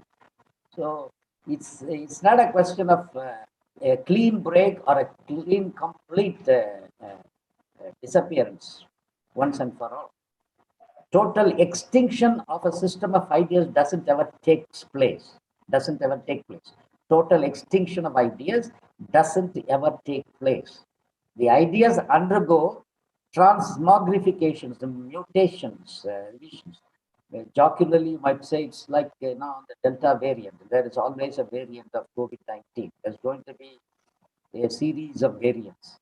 Now, we thought malaria was eliminated, a national malaria eradication program. Nothing is eradicated. It always comes back in some other form, in some other place. And so, system of ideas also doesn't disappear once and for all. Because those systems are embedded as much in every psyche as in the psyche of the people who belonged of any age. The ideas are embedded in the psyche of all ages, the psyche of the people of all ages. They are not necessarily confined to one group of people living at a certain moment in time. I hope I have answered your question. Okay, sir. We have another question from Dr. R.S. Bhaskar. From Libya, yes. Sir, kindly unmute your microphone, sir. Bhaskaran, sir.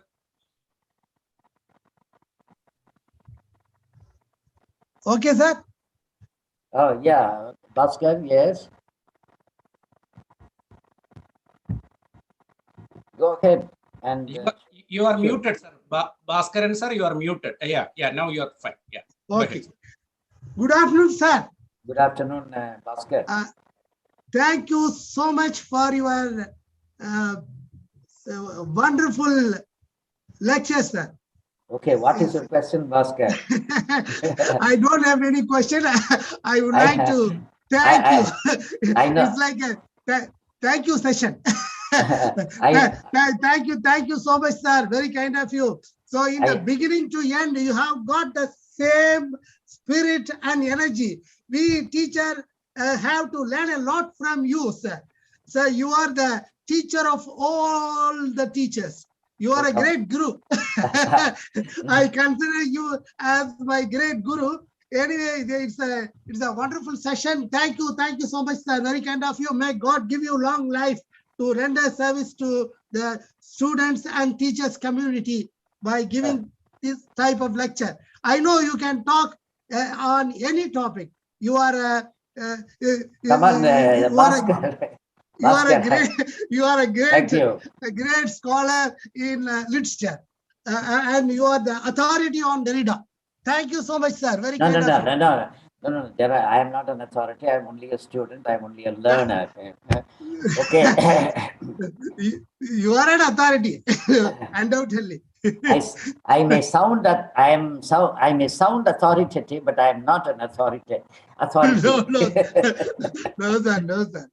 So it shows your humbleness. Thank you, sir. Thank you so much, sir. Very kind of you. Thank you so much for the organizers for this wonderful session. Thank you, sir. Now we'll have a question from Professor N. Krishnaveni. You may ask the question.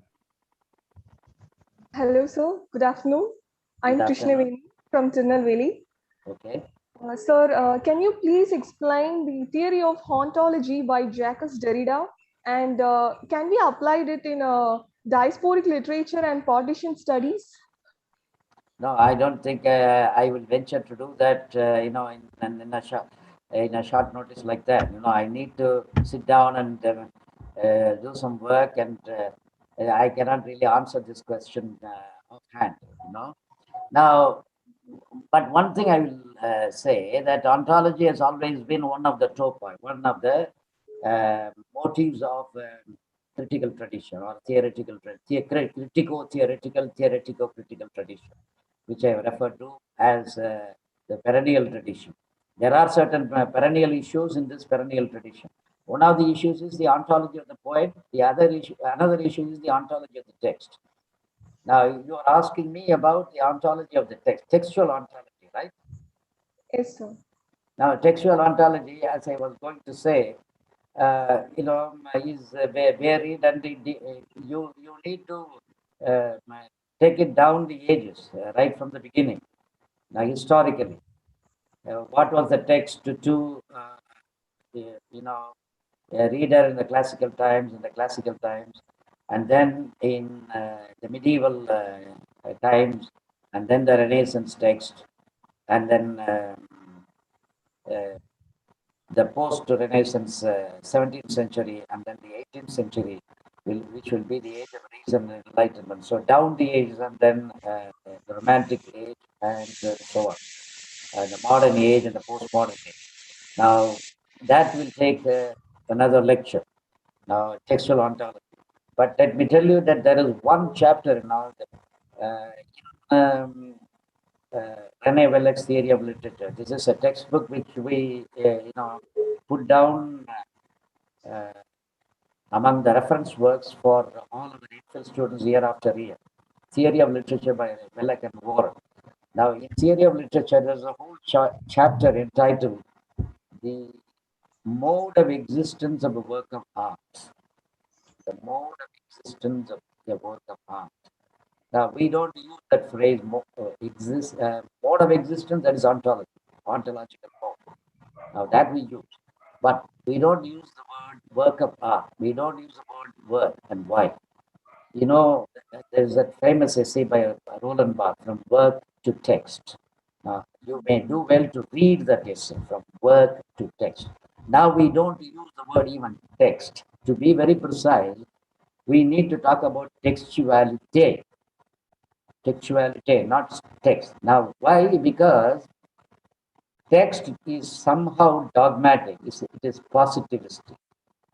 It gives us the assurance, a sense of assurance that there is such a thing, there is an entity such as a text, objectively, independently existing of the reader, any reader for that matter. So it's there and you see it. Now, since this belief is bound up, or this incontrovertible idea, this idea is incontrovertibly produced by, is part of the meaning of this word text. We don't use the word text in the word. Well, I should not say I should include myself because I'm not a post-structural thinker all the time. I've got my post-structural moments, but I'm not a post-structural, programmatic or professional or committed post-structuralist, whatever at all. Now, the post-structural discourses, mind you, the word text is not preferred. Instead, textuality is preferred. Textuality has got another set of problems. Now, people in post-structural discourses do not talk about intention, they talk about intentionality. They don't talk about the text so much as they would like to talk about textuality. Because textuality is supposed to imply that the text is being produced in and through the act of reading. It is not an objective entity, a pre-given entity. The text is a cipher. The cipher is endowed with meaning only in the process of reading, or it is just notation.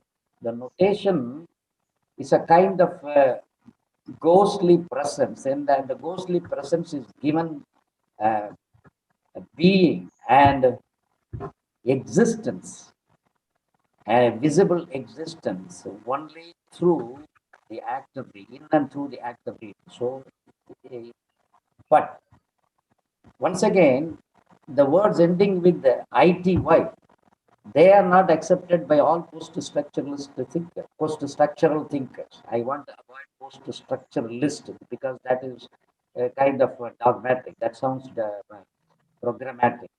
Post-structural thinker, not post-structuralist thinker. We don't use the term. I mean, no decent exegesis of deconstruction would refer to deconstruction as deconstructionism, because deconstruction is an attempt at preempting, keeping it in abeyance, keeping at bay all those isms, all those ideologies. So it's not deconstructionism, it's deconstruction. It's a process of reading, and it is also a product of the process of reading. Deconstruction is both process and product. So a person like Lacan, he is not comfortable with these words ending with et, because they may sound familiar enough. They may sound like the old classical abstractions like honesty, ability, and what have you, all those words which end with ity, entity. So once again, there is this problem with the words ending with the suffix ity. So he avoids this problem by making use of the definite article the. So he doesn't talk about reality. Instead, he talks about the real. He doesn't talk about the symbol. Instead, he talks about the symbolic. He doesn't talk about images so much as he talks about imaginaire or so on. So the real, the symbolic, imaginaire instead of symbols and so on. So there is always this attempt at keeping positivism, entitative positivism, and empirical positivism at bay by a careful cultivation of the metalingual terms. So it's very difficult. Now, what is textuality as distinguished from text? That itself will take a long time to talk about. Okay. Now, there are these, but as a starting point, I would say that you might go to Barth's essay From Work to Text. From Work to Text. That will be a delightful essay. And so that is a very convenient and delightful point of departure. Thank you, sir. Thank you, Thank you, Krishnaveni. Sir, how many more questions shall we take, Noel, sir? As many questions as there are. Okay, fine. Fine, okay. Then we'll go ahead with the Dr. K.T. Tamilmani. Yes. Good afternoon, Yes. sir. Yeah. Thank you for the information-packed presentation, sir. Can you please throw light on self-criticism, sir? Criticism. Yeah. Yes, sir. Where should I guard myself when I enter into criticism in literary pursuits, sir? Suppose I continue to be self-critical of myself and my own reading. Will it do any harm? Where should I guard myself? Right. You see, it's not a question of taking stock of taking stock of your preparation, your potentials, and your earlier performances, and so on. That is part of self-criticism. Yes. But that is not what is really meant here. By self-criticism, we mean, or the post-structuralist means that the text is used as an occasion, as an instrument of raising questions about my position, about my problems, and about my ideas. Now, instead of, this is, you might say that this is against the old, the aesthetics of identification. Now, the text will be used as an inimical force, and the text is permitted to question you. You submit to the text and you let your belief and value system be questioned by the text. That means you try your honest best to assume, at least for the moment, the value system and the belief system of the text. Now, you might say that this is something like a willing suspension of a disbelief. Now, in fact, this is not a suspension of disbelief. This is a suspension, all right. And the suspension is a very crucial word here, because in post-structuralist circles, post-structural circles, we use in deconstruction, we use epoche, E-P-O-C-H-E, epoche, which means suspension or putting things under erasure. So you let the text examine and interrogate your belief system. Now it's easy for you to destroy the text by oppositional criticism. It's easy, only too easy for you to negate the text even before it comes into existence. Now, if the text requires you to make certain assumptions, go along with the text and make those assumptions and see what happens to you in terms of your psychical processes.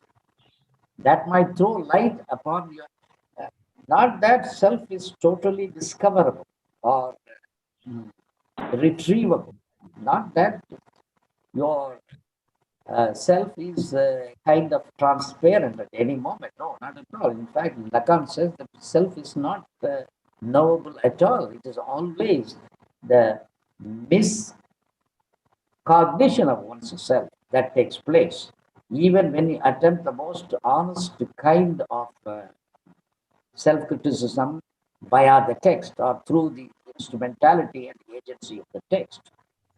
I don't know how far Lacan can be taken seriously. Now, whether there is this kind of total inability on the part of the reader to understand himself, to gain access to a knowledge of self through the text, or whether there is some kind of glimpse which he can achieve, though momentarily, of his own self through the text. Perhaps I would go along with Robert Frost, who says that, but he said that about the poem. The poem is a momentary stay against confusion. I would say that about the reading of any text, about the reader of any text. A reader of any text may achieve that moment of clarity, a kind of stay against his own confusion. It's easy, as I said, to attribute confusion, incoherence to the text, but you let the text question your own coherence, your own belief system, your own value system. That is self-criticism. Just yesterday, my friend Muthukumar and I were talking about this. All reading according to Deman is a kind of circular activity. You start with your own set of presuppositions and you put your presuppositions into action by adopting whatever critical procedures you have been practicing, you have been exercising, you have been learning, or you have acquired.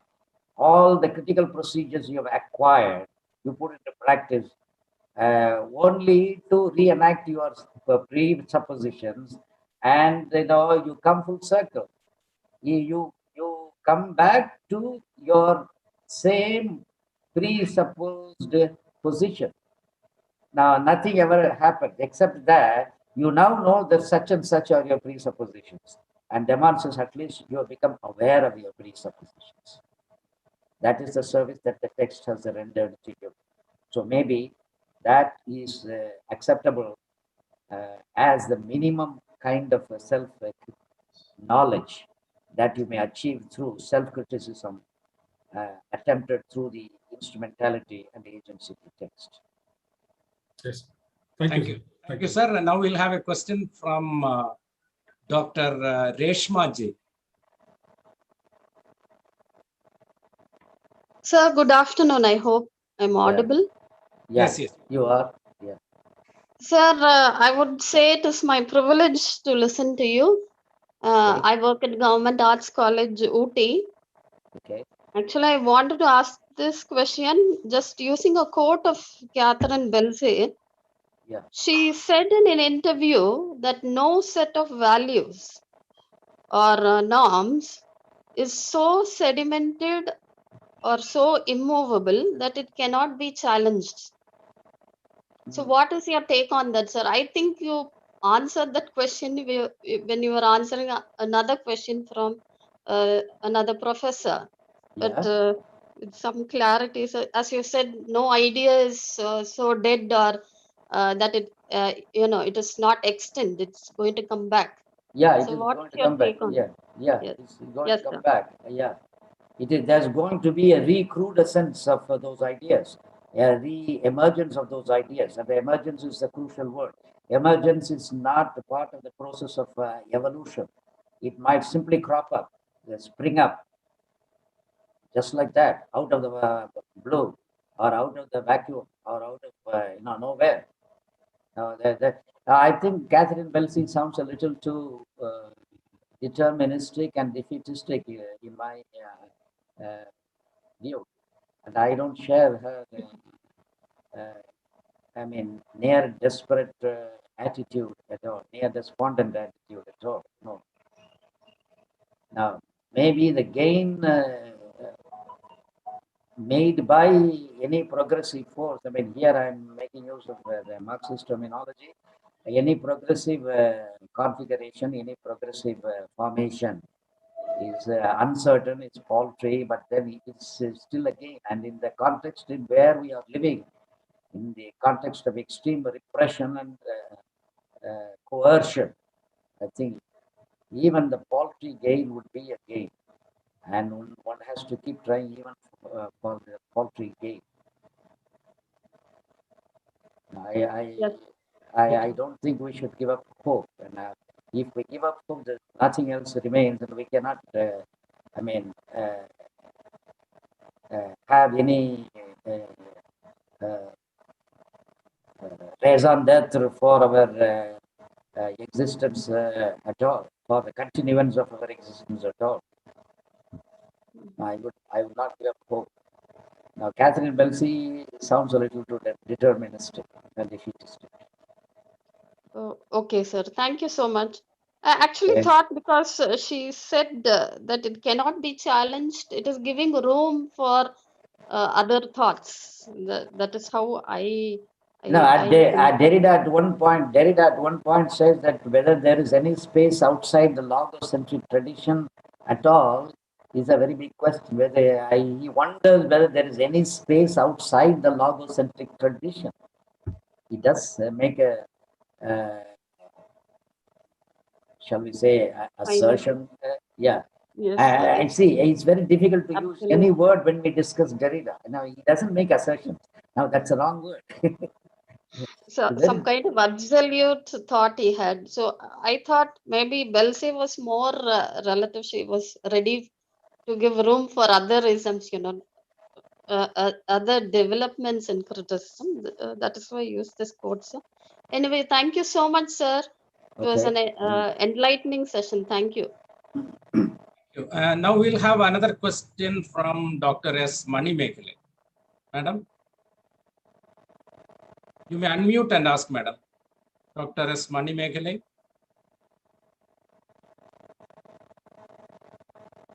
Do you have a question, Dr. S. Manimekhale? If you have a question, kindly unmute. If not, we'll have the question from Krisma Pearl.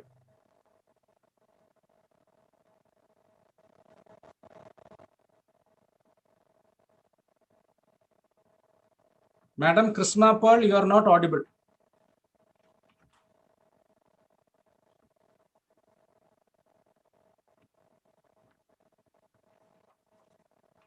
Krisma Pearl, madam, you are not audible.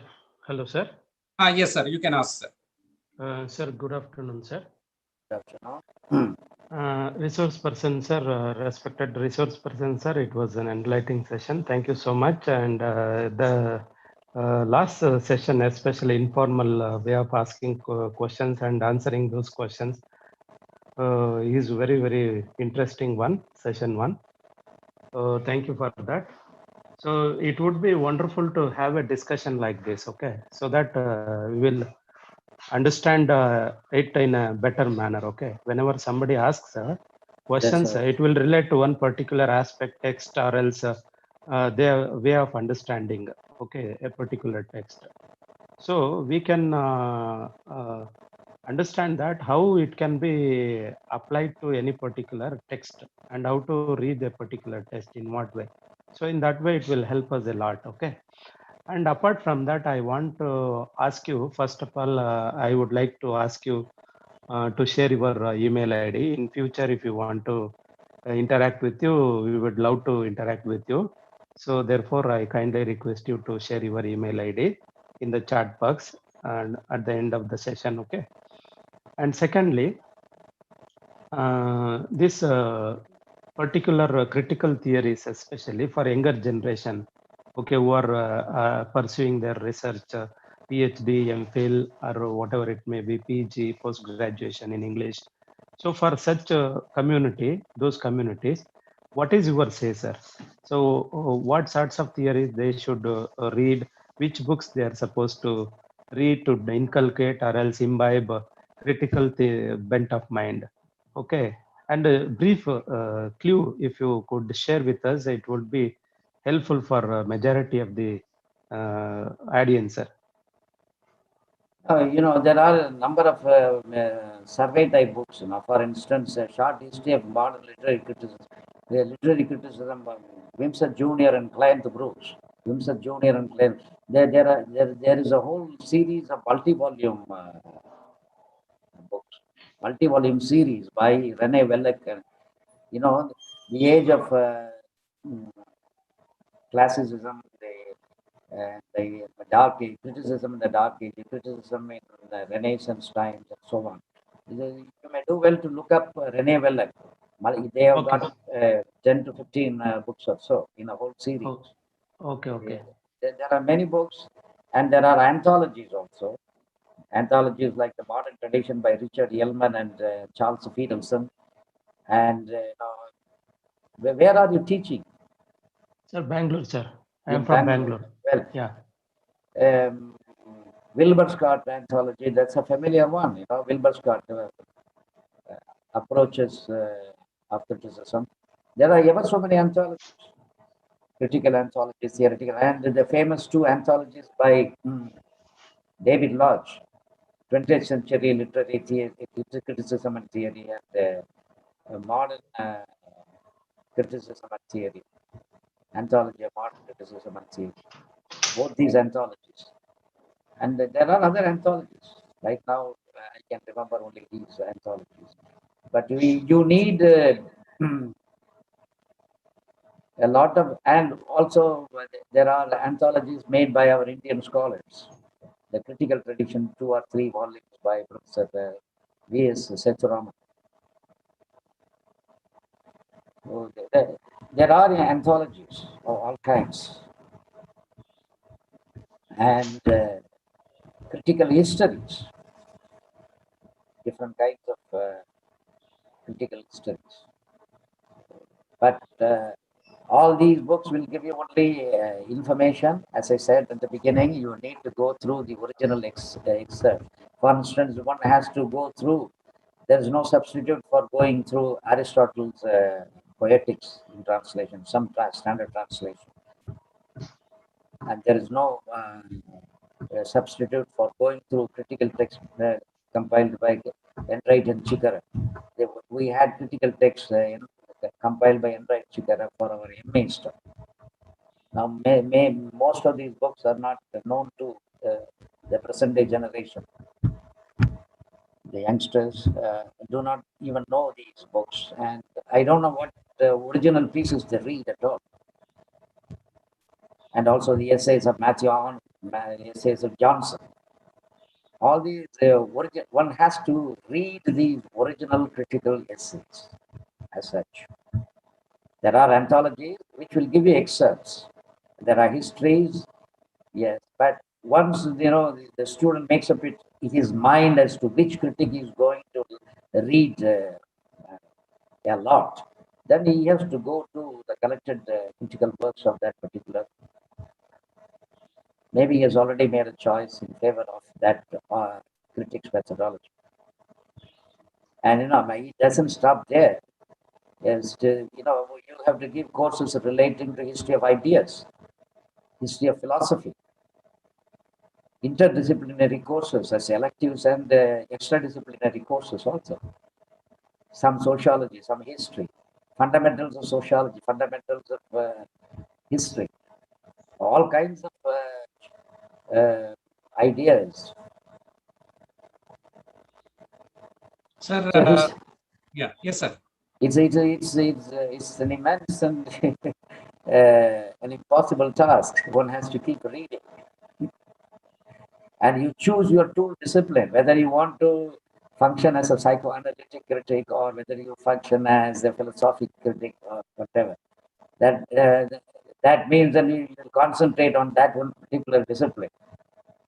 You are multi-competent, then I think you can also venture into interdisciplinarity. There are various kinds of interdisciplinarity. But I would like to make sure that you should do a lot of work relating to linguistics, stylistics, rhetoric, semiotics, and so on. All the disciplines relating to language and literary forms may be privileged over the other, or maybe given equal importance, if not privilege,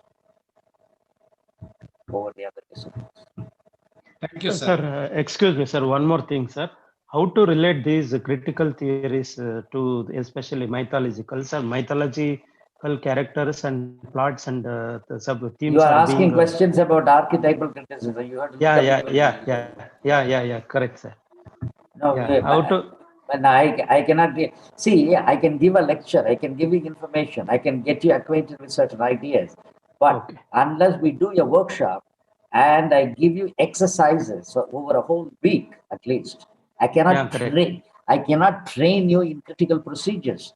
Under these conditions of the pandemic, no such workshop is possible unless we do it, online every day. Take up some text and sit together, and do some practical reading, close reading, verbal analysis, and look at the same text from different angles. Now a philosophic angle, now a psychoanalytic angle, now a stylistic angle, and so on. Exactly, sir. So it means a lot of work and work of the workshop time, not simply listening to lectures and getting to know about certain ideas. If I gave you a description of the archetype, the archetypal motif, the archetypal image, the archetypal symbol, and Jungian archetype, and archetypes according to Maud Botkin, archetype according to Charles Ferguson, and so on, and various archetypal or mythological critics, the old ones like Joseph Campbell and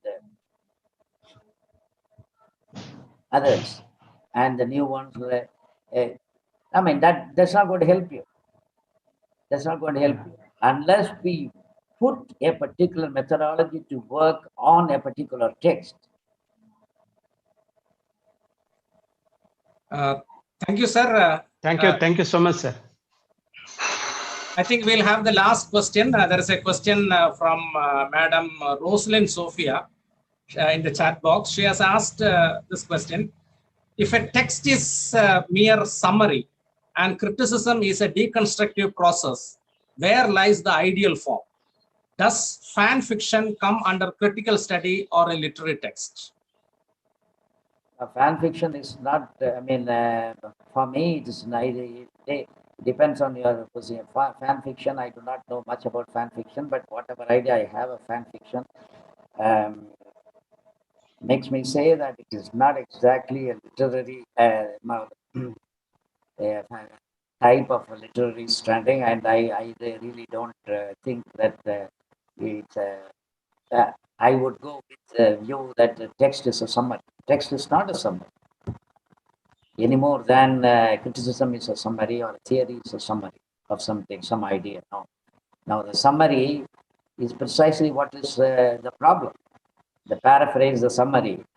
Now, usually that is what you find in a guide book, in a companion book, in any primer. There's no discussion of issues. Okay,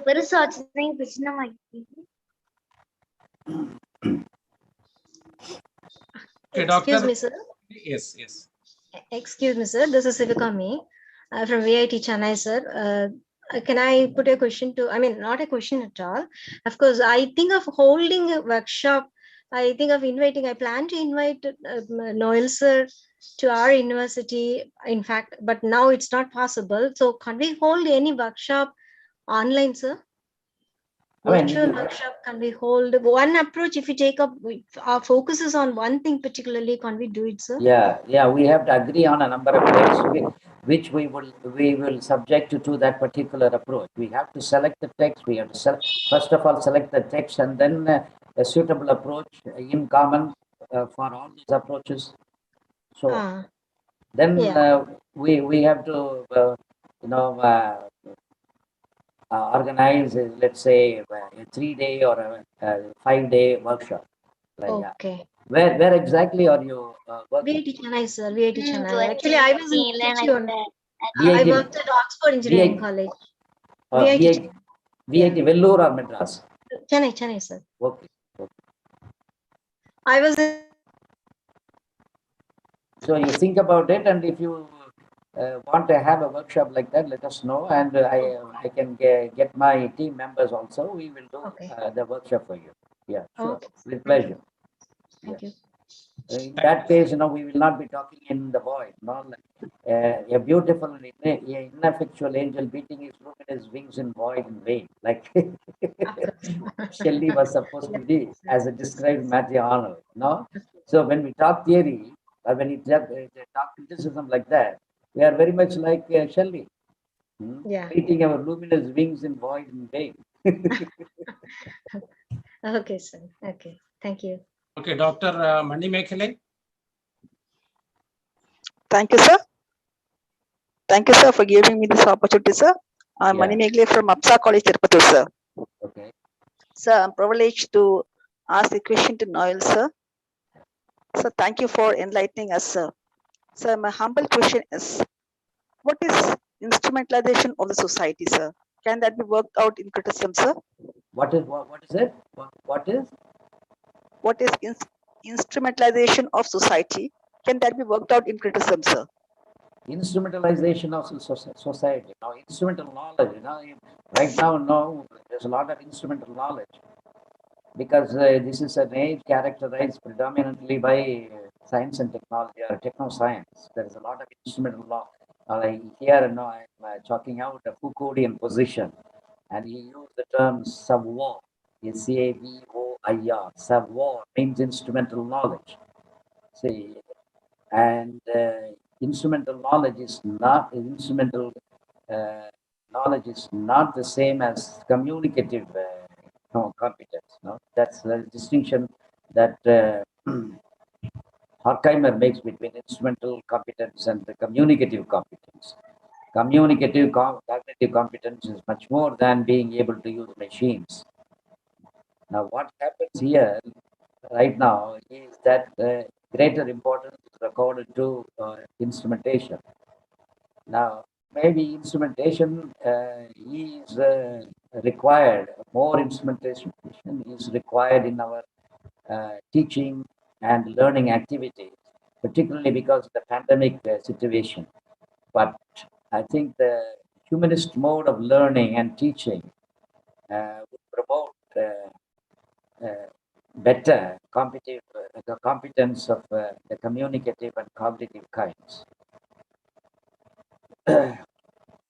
Instrumentalization means reducing a thing to a particular purpose instead of regarding a thing as existing in its own rights.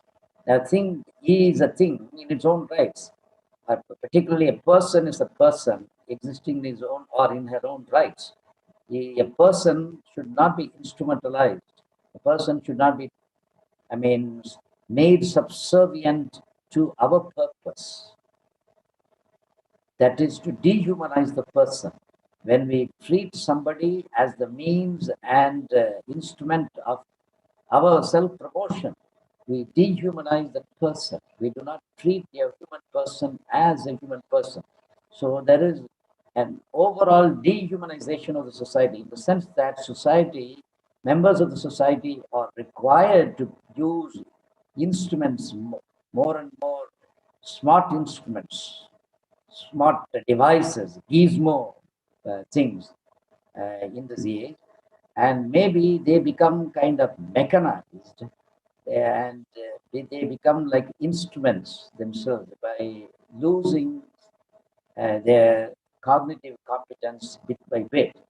So, and also when an opportunist or an unscrupulous person treats somebody as an instrument for his self-promotion, there is the other kind of dehumanization. In either case, instrumentalization of the members of the society, in either case, is a dehumanization of society. Dehumanization of the society.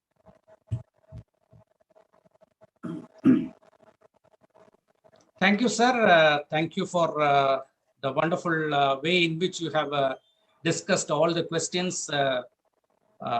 Many of the participants have asked the questions directly, and some of them have put it in the chat box.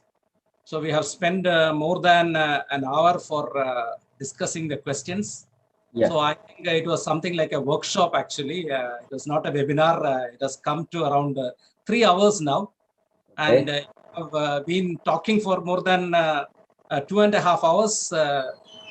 So it was great listening to you, and we could find the kind of responses that we had in the chat box from the participants also, how it was a kind of a feast for them. Even without lunch, people are there. There were around 500 participants in the Zoom meeting, 480 plus. And even at 2 o'clock, 1:45, we have around 150, 135 above participants now. So that shows how your session has become so valuable for them, the impact you have created among the audience. You are a great teacher, and many of the participants, including me, I was able to listen to you in this occasion. So thank you so much. Thank you. We'll have, before we go for the vote of thanks, we'll have a small announcement regarding our next webinar. So on 10th July 2021, 11 a.m. to 12:30 p.m., we have a session on the topic, the trauma of surveillance, reading man and pandemic. So here we have Dr. Selvin, Professor of English from St. Joseph University, Nagaland. So he will be the resource person. So this will be the next webinar, GyaanELL season 14. So now let me. Excuse me, sir. Yes. Sir, before concluding, how do we come to know that there will be a session by Noel, sir, next time? If there is session, we would love to join. Okay, how to we get the information details? Well, you know, my email is nantonyswamy@gmail.com. That's simple. Please text it, sir, in the chat Nantony, box, please. If you don't. Shall I take down, sir? Yeah. Please tell me, sir. NAN TO NI SA MY Nantonyswamy @gmail.com. @gmail.com. NANTONISAMY @gmail.com. Am I right, sir? Yeah. Thank you so much, sir. Thank you so much. Thank you, sir. And now let me invite our first MA student, Ms. Maushia BS, to propose the formal vote of thanks. Okay, sir. Thank you. Good afternoon, all. On behalf of Internal Quality Assurance Cell, IQAC, and PG English Association of Nesamani Memorial Christian College, Marthandam, I feel immense pleasure to propose vote of thanks to all esteemed delegates of the webinar for their presence and contribution to make this national webinar on the session, The Critical Difference, the Differential Criticism, a great success. First and foremost, I would like to thank God Almighty for showering up His blessings throughout this session. Next, I take this opportunity to specially express my deep gratitude and regards to the resource person and the chief guest, Dr. Noel Joseph Irudayaraj, the former chairman and head school of English and Foreign Languages, Bharathidasan University, Tiruchirappalli. Thank you, sir, for providing excellent coverage in the topic, the critical difference, the differential criticism. Also, it helped to gain vast knowledge in critical difference. Thank you so much, sir, for the valuable answers to the questions raised by us. In fact, it really helped us to get knowledge in 9 types of critical dimensions. Thank you so much, sir, for boosting our knowledge in these areas. Thank you, sir. Next, I would like to extend my hearty gratitude to Advocate L. Rajadurai, correspondent of Nesamani Memorial Christian College, and Dr. K. Palraj, principal of Nesamani Memorial Christian College, for providing immense support to make the webinar successful. Thank you, sir.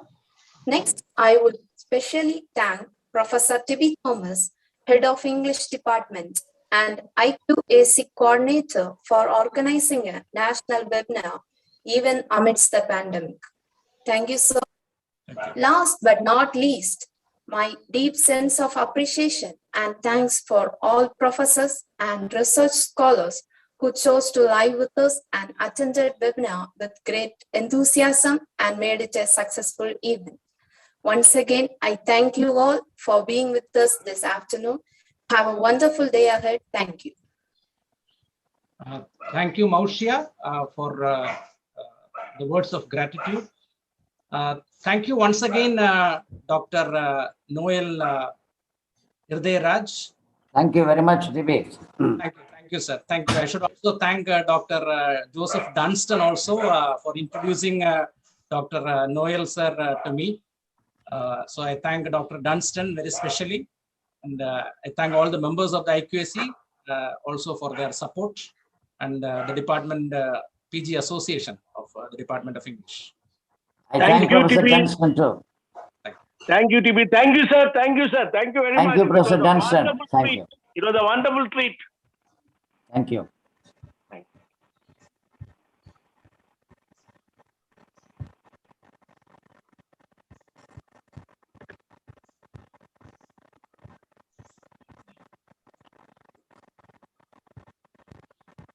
So thank you one and all. The feedback link was given in the chat box.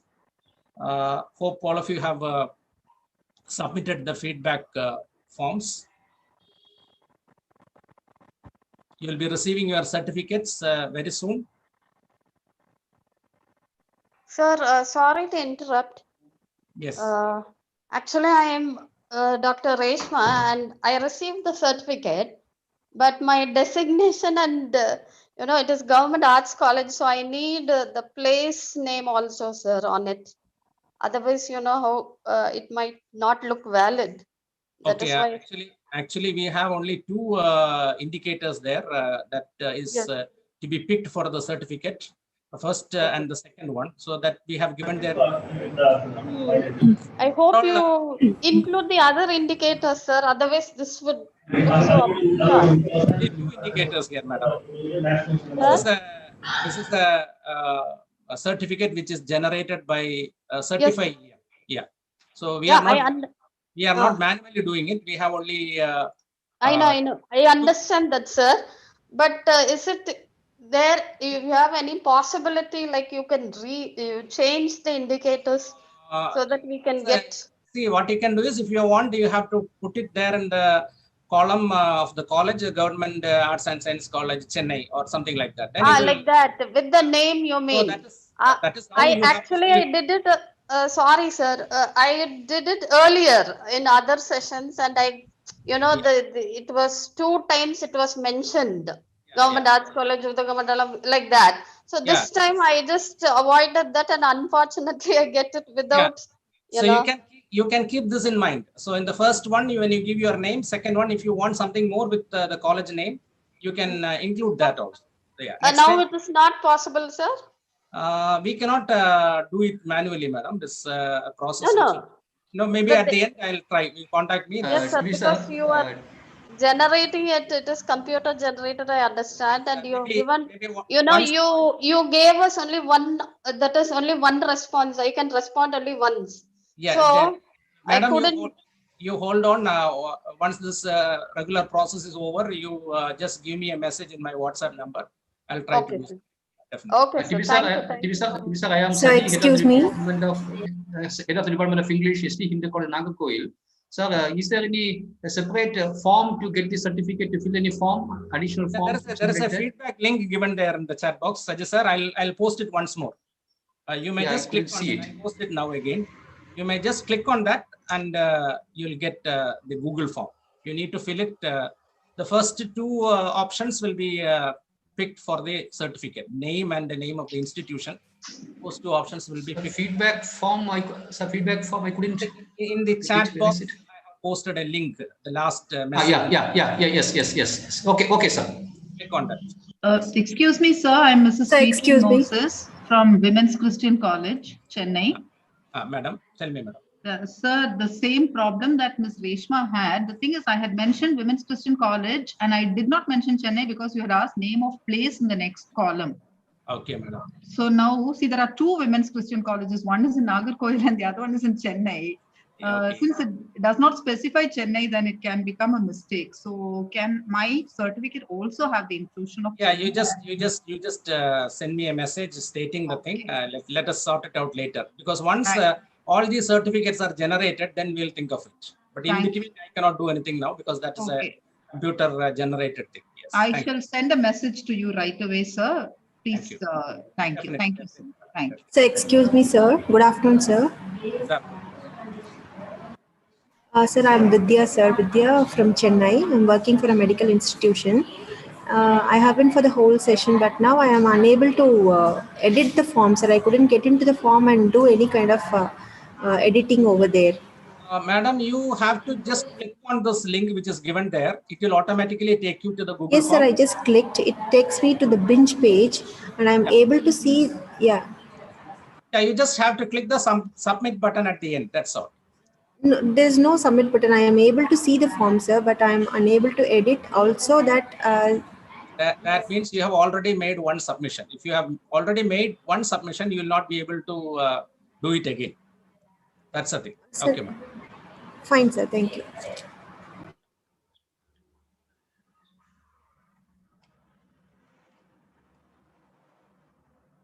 Thank you, one and all. I hope things are clear for all of you.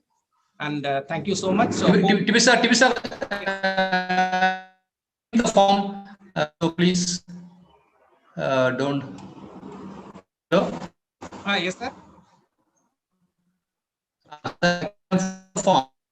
And if you switch off everything, then I can't fill it. It's a problem. Sir, once you click on that, you will have it. It will be open separately. You can click. You can fill that. Even we end the meeting. That's not an issue for you. Okay. Okay, sir. So I also thank all the YouTube members. Okay, members who are watching, participants who are watching in the YouTube also. Thank you so much. And you can also watch this program again in our IQAC-NMCC YouTube channel. Sir, thank you very much, sir. Thank you. IQAC also. I also thank Maushia for the vote of thanks and the member from the second MA, Mr.